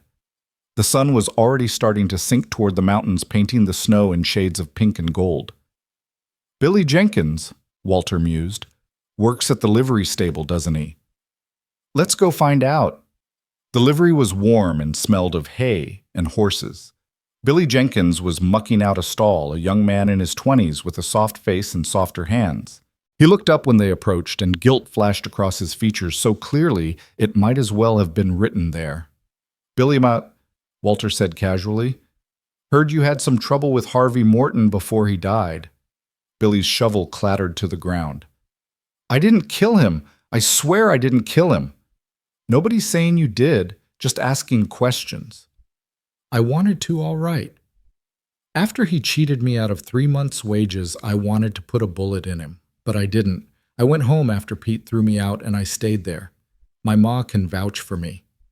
Your ma would say anything to protect you, Mercy pointed out gently. Just like people think I'd lie to protect Jonah. Billy's face crumpled. But I didn't do it. I'm not brave enough for murder. I'm not brave enough for anything. There was such defeated honesty in his voice that Mercy believed him. He wasn't their killer, but someone was. They spent the rest of the afternoon talking to people, piecing together the movements of that night. Most people had alibis, most had no clear motive. But slowly, a pattern began to emerge. 3 of Morton's men, the same 3 who'd ridden up to the cabin with him, had been in the saloon that night. They'd left shortly after Morton heading in the same direction, and nobody had seen them again until the next morning. Those 3, Mercy said as they regrouped at Walter's house. They were with Morton when he threatened me. What if there was more to it than that? Like what? Like maybe they had their own reasons for wanting him dead. Maybe the trip to the cabin wasn't just about intimidating me. Maybe it was about something else entirely. Walter stroked his beard thoughtfully. Worth looking into, but we need to be careful. If they're killers, confronting them directly could be dangerous. Then we don't confront them. We watch them. Listen. Find out what they're hiding. Over the next 2 days, Mercy became a ghost in Redemption Creek. She stayed at Walter's house, but spent her days moving through the town, listening to conversations, watching people. She learned that the 3 men, Clem Waters, Jake Doyle, and Frank Pierce, had been in debt to Morton, owing him money from gambling losses. She learned that Morton had threatened to take their wages directly from their employers to cover the debts. And she learned through careful eavesdropping in the general store that Jake Doyle had been seen with a new Colt revolver the morning after Morton died, a gun he couldn't possibly afford on his wages. Morton's gun, Mercy whispered to Walter that evening. It has to be. He took it after he killed him. That's a hell of an accusation. We need proof. Then let's get proof. They found Sheriff Dobbs in his office the next morning and laid out what they'd learned. Dobbs listened with growing interest, his expression shifting from skeptical to thoughtful. Jake Doyle with a new gun is interesting, he admitted. Morton's gun was never found. We figured the killer took it with him. He looked at Mercy. If we can prove that gun belonged to Morton, that might be enough to at least question Doyle. How do we prove it? Morton's revolver had a distinctive marking, his initials carved into the grip. He was proud of that gun, showed it off constantly. If Doyle's gun has those initials, Dobbs trailed off meaningfully. Then he's either the killer or he knows who is, Walter finished. That afternoon they staged a confrontation in the saloon. Dobbs brought in all 3 of Morton's former men for questioning, and while he talked to them, Walter casually mentioned that the real killer would likely have kept Morton's gun as a trophy. Jake Doyle's hand immediately went to his hip, touching the gun there protectively. Mind if I see that? Dobbs asked casually. It's mine. I bought it fair and square. Then you won't mind showing me the grip just to prove it's not Morton's. Doyle's face went white. I don't have to show you nothing. Actually, you do. Unless you want me to think you've got something to hide. Dobbs stood his hand resting on his own gun. The grip, Jake. Now. For a moment it looked like Doyle might run. Then his shoulders sagged and he slowly drew the revolver, handing it over. Dobbs turned it over in his hands, and there carved into the wooden grip were the initials H.M. Harvey Morton. Well now, Dobbs said quietly. This is interesting. Want to tell me how you came by Harvey Morton's gun, Jake? I found it. Day after he died, I found it in an alley. That's a lie, Clem Waters burst out suddenly. We all know it's a lie. Tell him the truth, Jake. Tell him what really happened. Shut up, Clem. I'm not hanging for your crime. Clem turned to the sheriff, words tumbling out in a rush. It was Jake. He killed Morton. We were all there. We'd gone to collect money Morton owed us from a previous deal. But Morton laughed at us, said we'd get nothing. Jake lost his temper and shot him, twice in the back as Morton walked away. You're lying, Jake snarled, but his face told a different story. I'm done lying, Clem said. Frank and we didn't know Jake was going to do it. We just wanted our money. When Morton went down, we panicked and ran, but Jake stayed behind long enough to take the gun. Figured it was worth something. Then when we heard Grayson got arrested for it, Jake said to keep quiet. Said it solved our problem without us having to risk anything. The saloon had gone completely silent.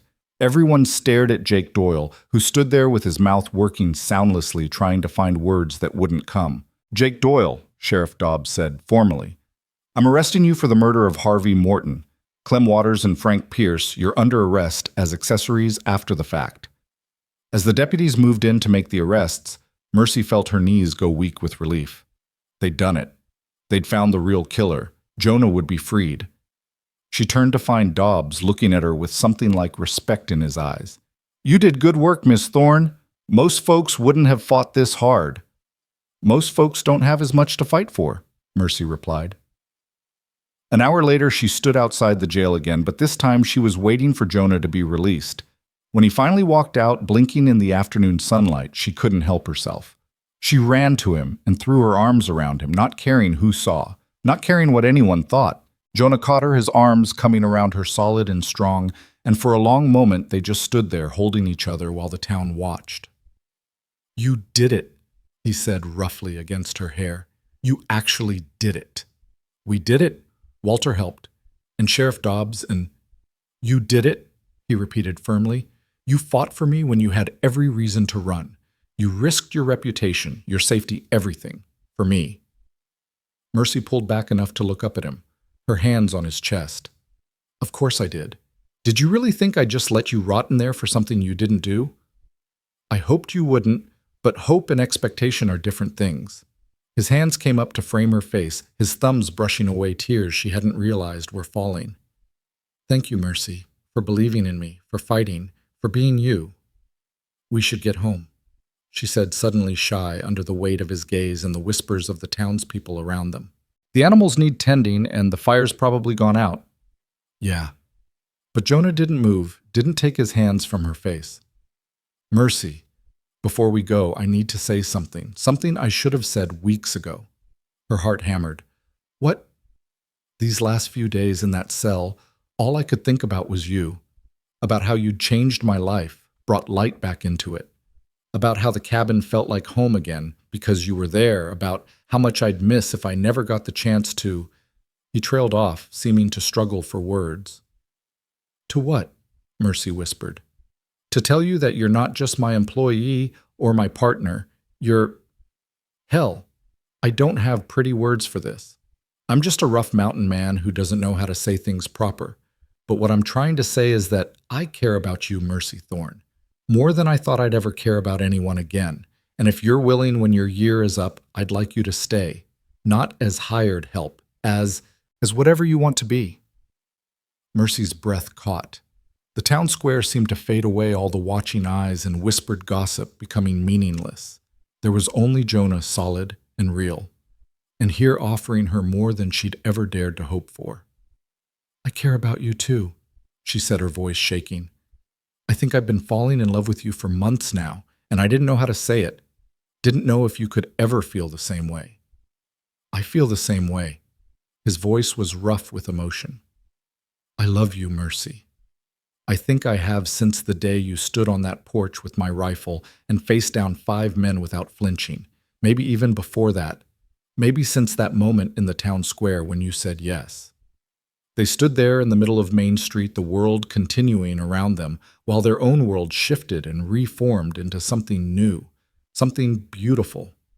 Take me home, Mercy said finally. Take me home and we'll figure out the rest together. Jonah smiled. Really smiled, and it transformed his whole face. Yeah, let's go home. They collected Thunder and Juniper from the livery and rode out of Redemption Creek as the sun set behind the mountains. This time Mercy didn't look back at the town. There was nothing there for her anymore. Everything that mattered was right here riding beside her, heading toward a small cabin in the high country where 2 broken people had found each other and become whole. The ride was quiet but comfortable, both of them lost in their own thoughts. The snow crunched under the horses' hooves, and the air was so cold it burned to breathe, but Mercy had never felt warmer. When they finally crested the last ridge and saw the cabin below, smoke curling from the chimney. Where Walter must have tended the fire, Mercy felt something settle in her chest. This was home. Not the building itself, but what it represented. Freedom, choice, love. They tended the horses together in the barn, working side by side in comfortable silence. Then they walked to the cabin, and Jonah held the door open for her in a gesture that was both practical and somehow profound. "Welcome home," he said quietly. Inside, everything was exactly as they'd left it. The fire crackled in the hearth. The table held the dishes from their last meal together. Her sewing basket sat beside her chair. It looked the same, but everything had changed. Mercy moved to the fire, warming her hands, suddenly nervous. They'd confessed their feelings in town, but now they were alone, and the implications of what they'd said hung heavy in the air. "Mercy." Jonah's voice behind her was gentle. "We don't have to figure everything out tonight. We've got time, all the time you want." She turned to face him. "What if I don't want time?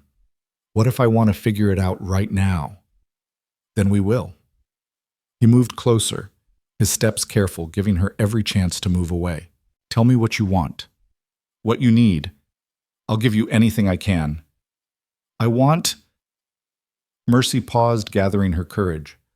"I want to stay. Not for a year, but forever. I want this to be my home, and I want you to be my family. I want to wake up here every morning and go to sleep here every night, and I want to build a life with you." "You've got it," Jonah said immediately. "All of it. Whatever you want, it's yours." "I want one more thing. Name it." "I want you to kiss me." For a heartbeat, Jonah just stood there, his eyes searching hers. Then he closed the distance between them, his hands coming up to cup her face with infinite gentleness, and he kissed her. It was nothing like Mercy had imagined her first kiss would be. It wasn't desperate or hungry or rushed. It was tender and sweet and full of promise. It was a beginning, a conversation, a question and answer all at once. It was Jonah saying everything he couldn't put into words, and Mercy responding in kind. When they finally pulled apart, both breathing hard, Jonah rested his forehead against hers. "I love you," he said simply. "God help me, I love you so much it scares me." "Don't be scared." Mercy's hands found his, linking their fingers together. "We'll figure this out together. We'll make mistakes, and we'll learn, and we'll build something good and true. I believe that. I believe in us." "So do I," Jonah whispered. "For the first time in 8 years, I believe in something beyond just surviving. You gave me that. You gave me hope." They stood there holding each other as the fire crackled and the night deepened around them. Outside, winter was settling into the mountains with serious intent. But inside, in the small cabin that had become their sanctuary, spring was blooming. Later, they sat together by the fire, Mercy curled in her chair and Jonah in his, their hands linked across the space between them. They talked about practical things, how they'd finished preparing for winter, what repairs the cabin needed when they should make another trip to town for supplies.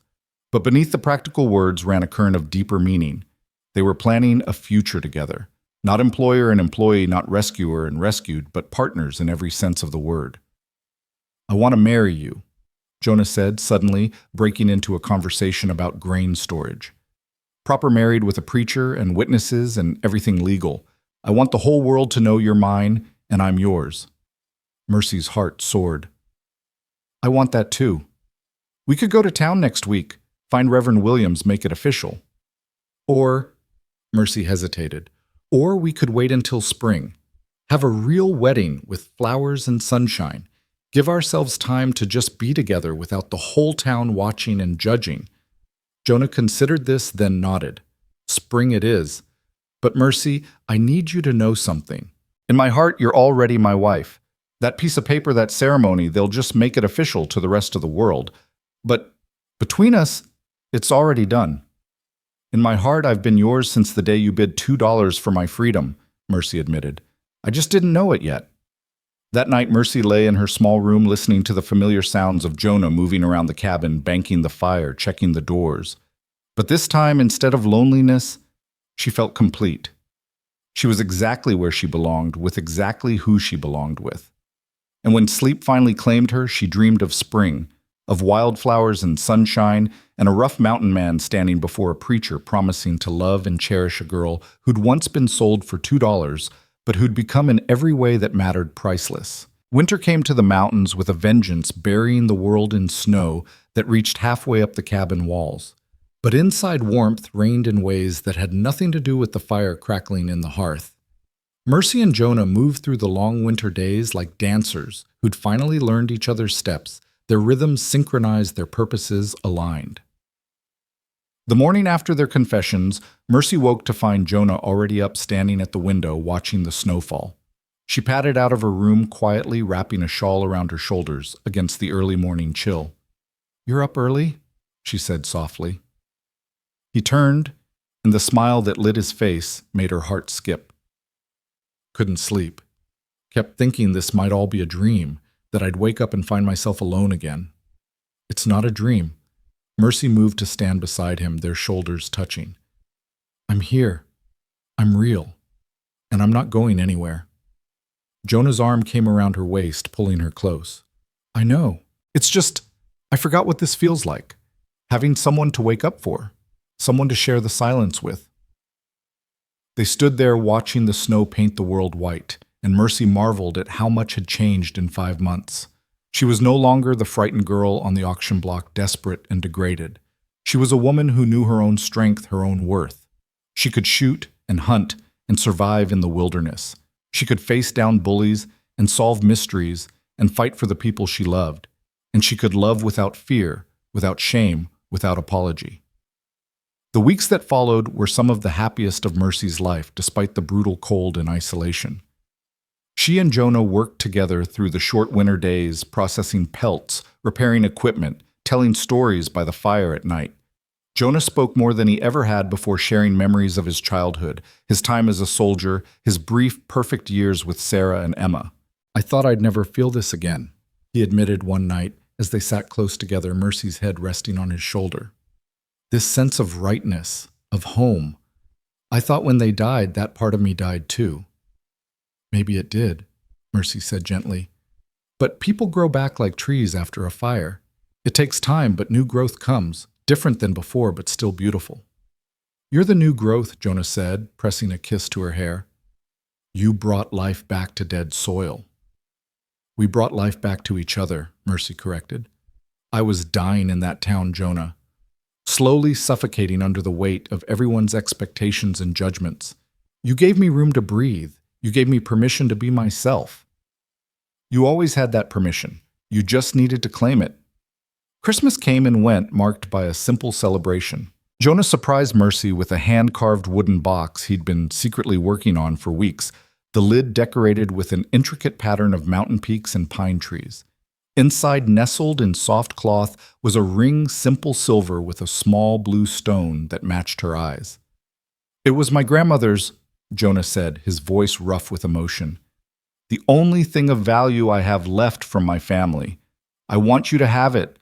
Want you to wear it so everyone knows you're spoken for." Mercy's hand shook as she took the ring, tears streaming down her face. "It's beautiful. It's perfect. You're perfect." Jonah took the ring and slid it onto her finger where it fit like it had been made for her. "My wife in all but name. My partner in everything." "Your wife in all ways," Mercy said firmly.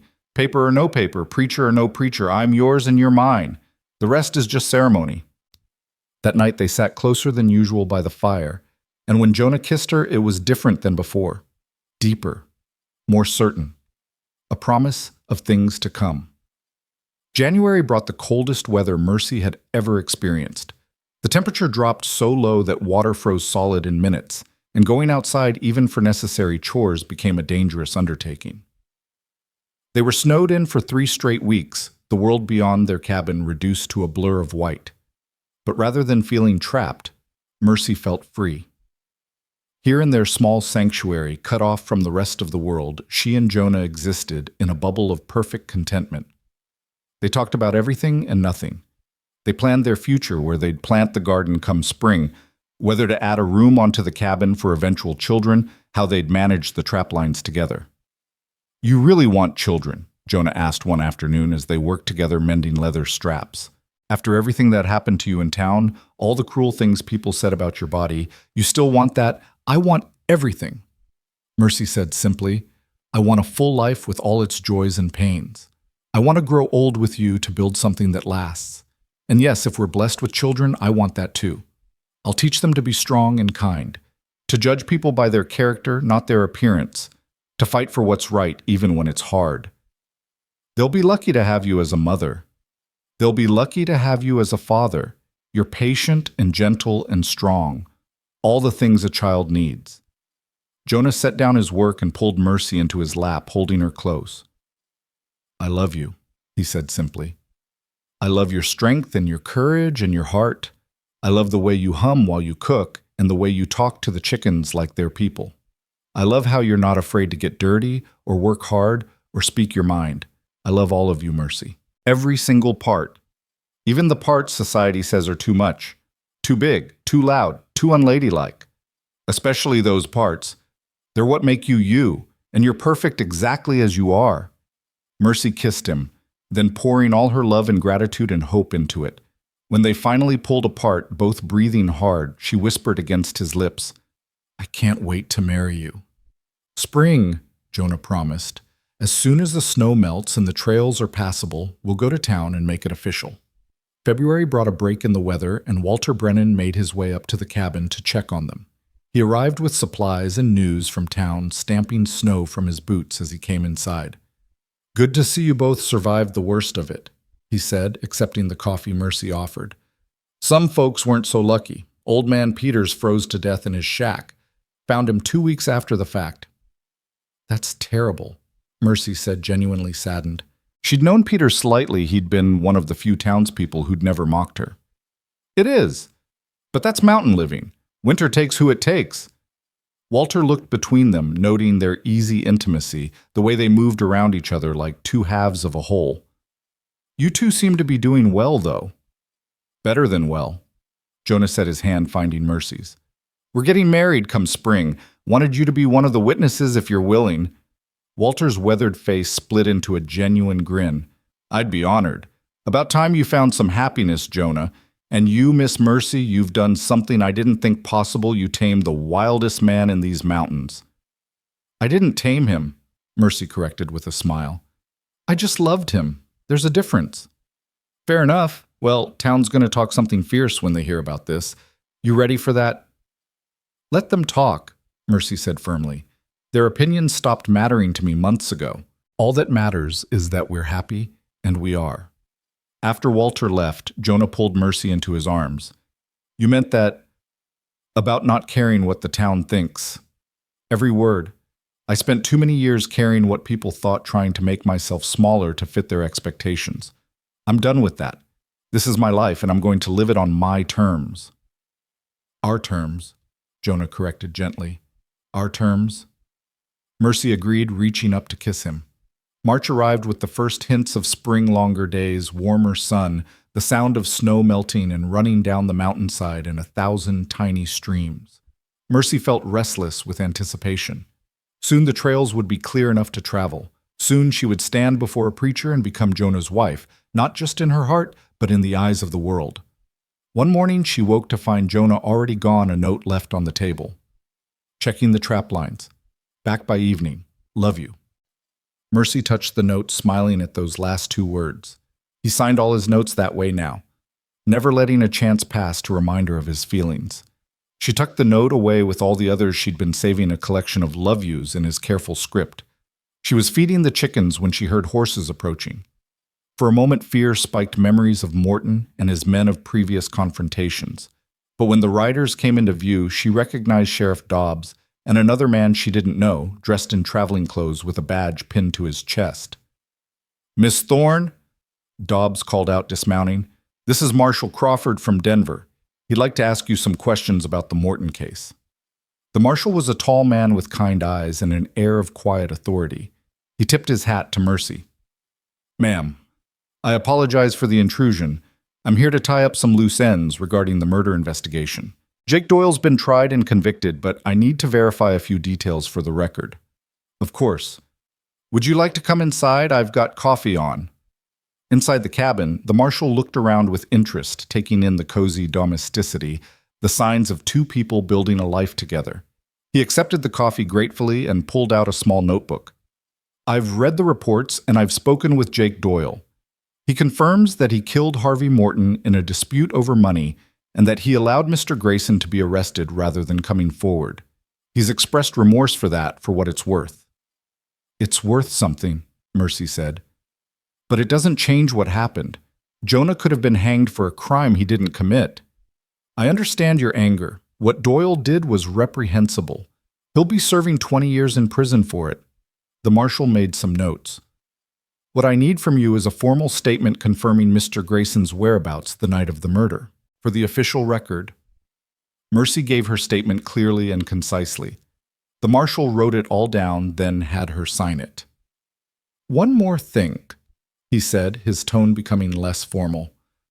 I've heard rumors that you and Mr. Grayson are planning to marry. Is that true? Mercy lifted her chin. It is. Come April, I'll be Mrs. Jonah Grayson. Then allow me to offer my congratulations. I've known Jonah for several years. Our paths crossed during the war.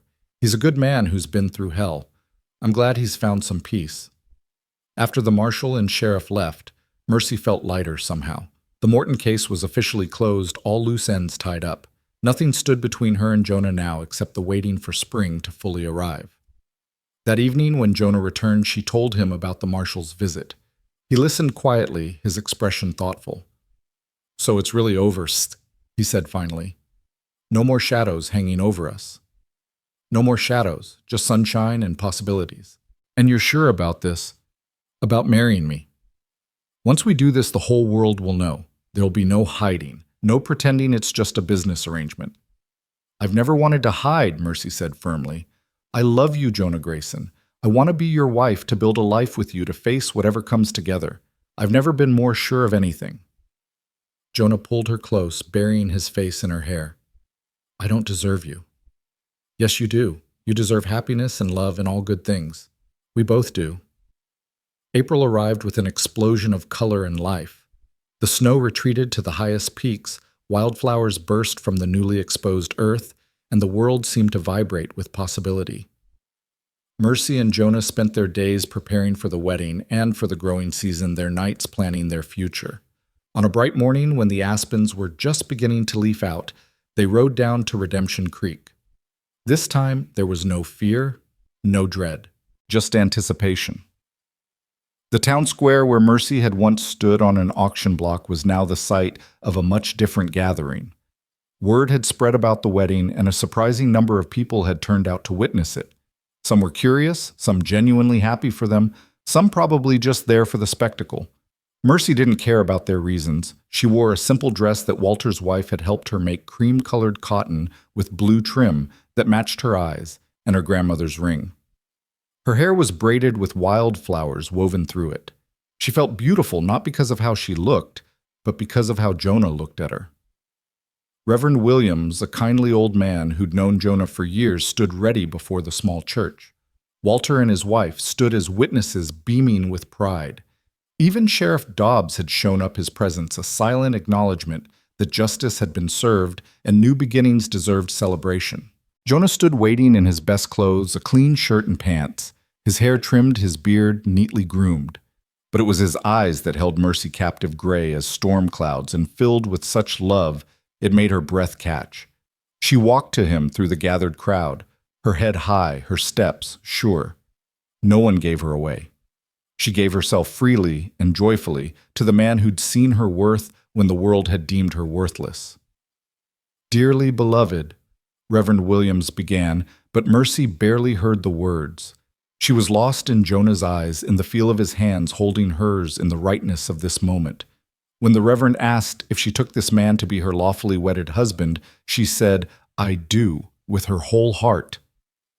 And when Jonah said the same words, his voice rough with emotion, Mercy felt something inside her click into place. This was where she belonged. This was who she was meant to become. By the power vested in me by the territory of Colorado, I now pronounce you husband and wife. Jonah, you may kiss your bride. Jonah cupped Mercy's face in his hands. his touch infinitely gentle, and kissed her with a tenderness that brought tears to her eyes. The crowd erupted in applause and cheers, but Mercy heard none of it. There was only Jonah, solid and real, and hers. When they finally pulled apart, both smiling through tears, the Reverend presented them to the crowd. "Ladies and gentlemen, may I present Mr. and Mrs. Jonah Grayson."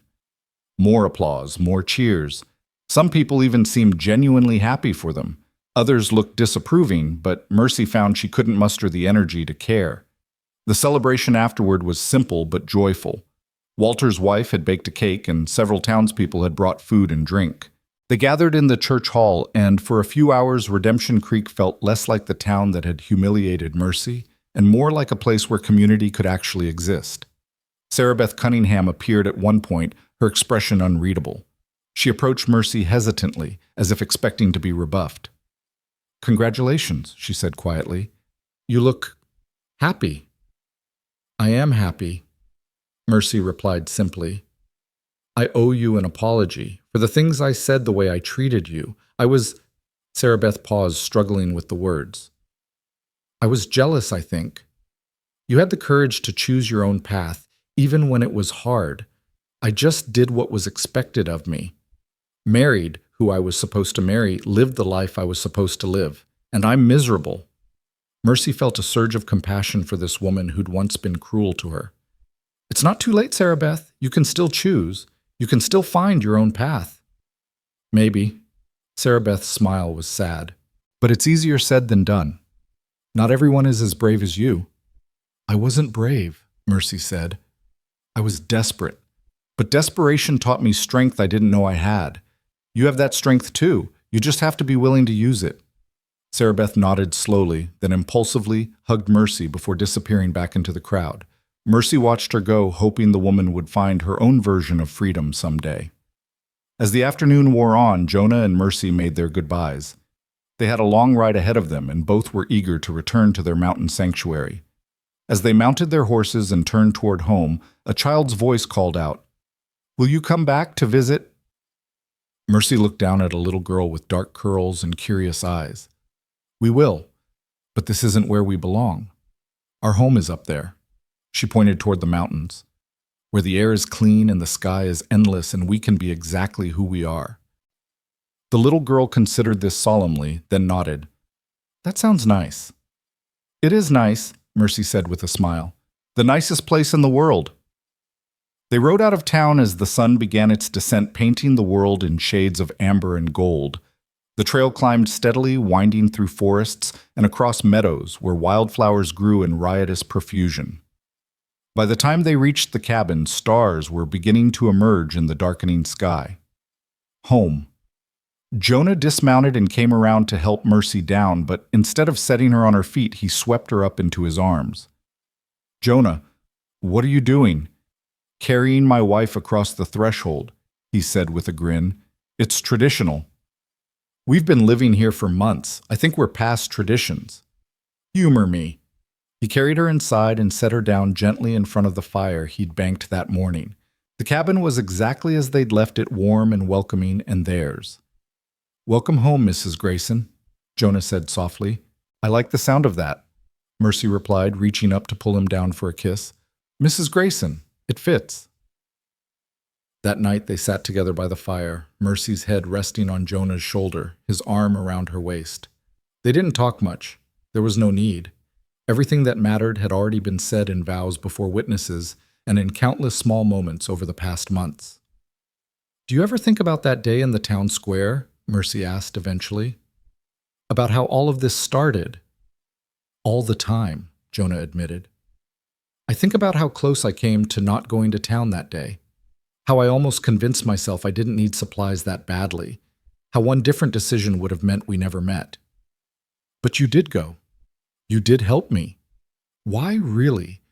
What made you step forward when everyone else was content to watch me be sold?" Jonah was quiet for a long moment, his hand absently stroking her hair. "Honestly, I saw myself up there, not literally, but I saw someone at the end of their rope with the whole world judging them for things beyond their control. I remembered what it felt like after Sarah and Emma died, when everyone looked at me with pity or fear or disgust. when I couldn't bear to be around people because their eyes were like knives. He paused, gathering his thoughts. I came to these mountains to escape that, to find a place where I could just exist without judgment. And when I saw you on that block being reduced to a dollar amount, being mocked for your body being treated like property, I couldn't walk away. I had to do something, even if it was just giving you a choice, a chance. You gave me so much more than that, Mercy said, tears streaming down her face. You gave me my life back. You gave me hope and purpose and love. You taught me that I was worth something. You were always worth something. I just helped you see it. We helped each other see it, Mercy corrected. You needed me as much as I needed you. We saved each other. Yeah, Jonah agreed softly. I guess we did. They sat there in the firelight, two souls who'd found each other against all odds, who'd chosen love when the world would have chosen differently, who'd built something beautiful from the ashes of their separate pains. Outside, the mountain wind whispered through the pines, carrying the scent of spring growth and new possibilities. Inside, the fire crackled and warmed, a beacon against the darkness.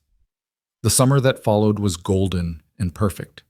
Mercy and Jonah worked their land together, expanding the garden, improving the cabin, building a life with their own hands. They laughed more than either had in years. They talked about everything and nothing. They made love in their bed and under the stars and in the meadow where wildflowers grew tall. They were happy, purely, simply, completely happy. Walter visited regularly, bringing news from town and genuine friendship. He'd become like family, the only connection to the outside world they really cared to maintain. Through him, they learned that Jake Doyle had indeed been sentenced to 20 years, that the saloon had closed down, that life in Redemption Creek continued much as it always had. One evening in late July, as they sat on the porch, watching the sunset paint the mountains in shades of purple and rose, Mercy felt Jonah's hand come to rest on her still flat stomach. Are you? He asked, hope and wonder mingling in his voice. I think so. It's early yet, but yes, I think we're going to have a baby. Jonah let out a whoop of joy that echoed across the valley, then scooped Mercy up and spun her around until they were both dizzy and laughing. A baby, he kept saying as if he couldn't quite believe it. We're having a baby. We're having a baby. Mercy confirmed, tears of joy streaming down her face. Our family is growing. That night they lay in bed talking about the future, about names and cradles and all the ways their lives would change. Jonah's hand never left Mercy's stomach, as if already protecting the tiny life growing there. I'm going to be a good father this time, he said quietly. I'm going to be present and patient and everything I wasn't able to be before. You were a good father before from everything you've told me. But yes, you'll be a good father to this child too. And I'll do my best to be a good mother. You'll be an amazing mother, strong and fierce and loving, everything a child needs. The months passed in a blur of preparation and anticipation. Jonah built a cradle from pine wood, carving it with the same care he'd given to Mercy's jewelry box. Mercy sewed tiny clothes and blankets, her hands working steadily, even as her belly grew round with new life. Winter came again, but this time it held no fear. They were prepared, well-stocked and together. And when the first pains came in late February, on a night when snow fell soft and silent outside their windows, Jonah rode through the storm to fetch Walter's wife, who had experience as a midwife. The labor was long and hard, but when dawn broke and a baby's cry filled the cabin, Mercy felt a joy so profound it seemed to crack her chest wide open. A girl, Cook, Walter's wife announced, placing the tiny, perfect creature in Mercy's arms, healthy and strong with a good set of lungs. Jonah knelt beside the bed, his weathered face streaked with tears, his finger gently touching his daughter's impossibly small hand. When she wrapped her fingers around his, gripping tight, he let out a sound that was half laugh, half sob. She's perfect, he whispered. Mercy, she's perfect. Thank you for this gift. What should we name her? Mercy asked, exhausted but happier than she'd ever been. Jonah looked at his wife and daughter, at the life they'd built together, at the impossible miracle of second chances. Hope, he said softly. Let's call her Hope. And so Hope Grayson came into the world, born to parents who'd found each other in the most unlikely way, who'd chosen love over fear, who'd built a home from broken pieces. The years that followed were full and rich. Hope grew strong and wild, a mountain child with her father's gray eyes and her mother's determination. 2 years later, a son arrived, Thomas, named after Mercy's father. Then another daughter, Grace, whose laughter echoed through the valley like music. The cabin expanded to accommodate their growing family room, added to room love, expanding to fill every space. Jonah taught his children to hunt and track and survive in the wilderness. Mercy taught them to read and write and think for themselves. Together they taught them kindness and courage and the importance of seeing people for who they truly were, not what society deemed them to be.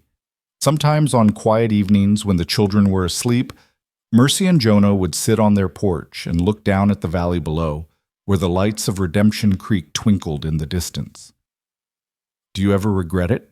Jonah would ask, "giving up the chance at town life, at being respectable?"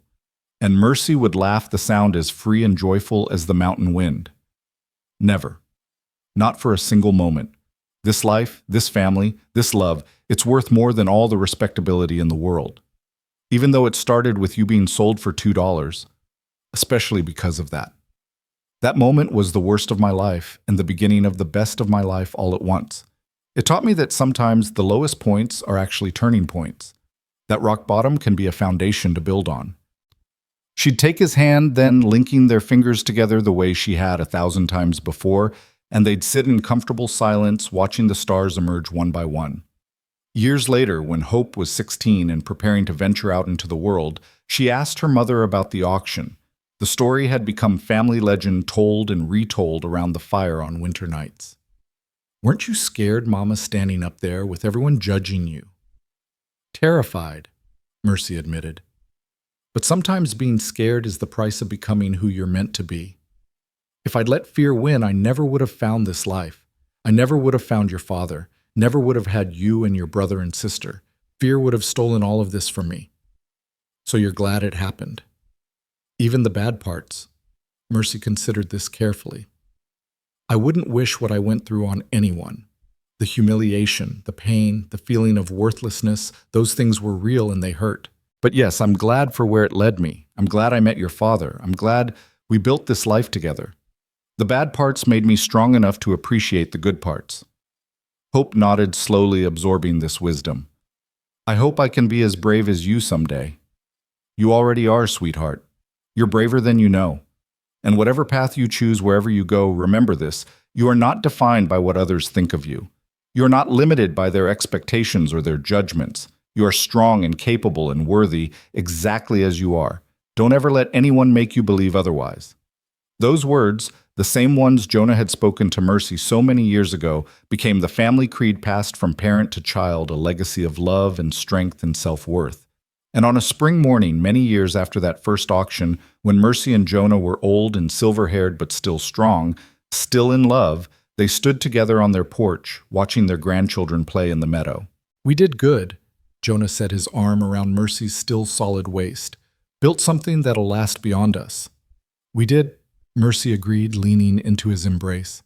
"We took $2 and a desperate choice and turned it into a dynasty of love." Jonah laughed, the sound rich and warm. "A dynasty. That's a fancy word for a mountain family." "It's the right word, because what we built here, this love, this family, this life, it's richer than any kingdom. We're not wealthy in money, but we're wealthy in everything that matters."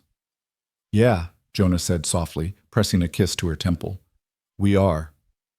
They stood there in the sunlight, watching their legacy play out before them, and Mercy thought back to that terrified girl on the auction block.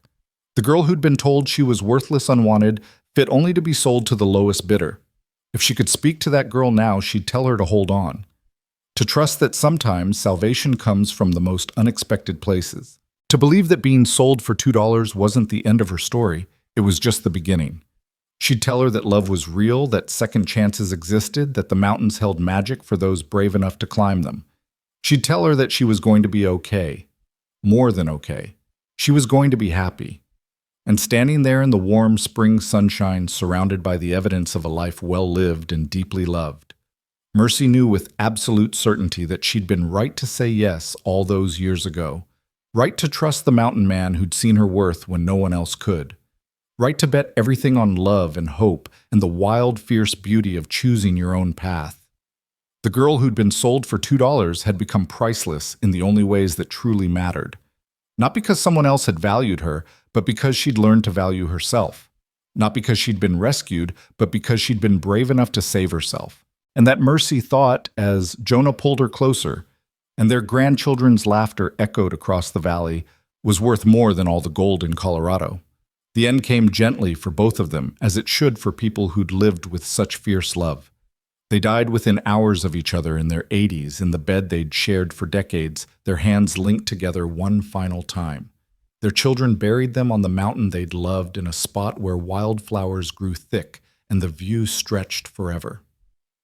The headstone was simple, carved by their grandson, who'd inherited Jonah's skill with wood and stone.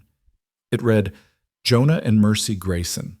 He saw her worth. She claimed her freedom. Together they built a legacy of love." And beneath that, in smaller letters, a final line that made everyone who read it smile: "Best $2 ever spent." Because sometimes the worst moments in our lives are actually doorways to the best moments. Sometimes being brought low is what allows us to rise higher than we ever dreamed. And sometimes love finds us in the most impossible places, transforms us in the most unexpected ways, and gives us everything we never knew we needed. This was the story of the girl sold for $2 who became priceless. The story of the mountain man who'd forgotten how to live until someone reminded him. The story of two broken people who found each other and became whole. And it was from beginning to end a love story for the ages.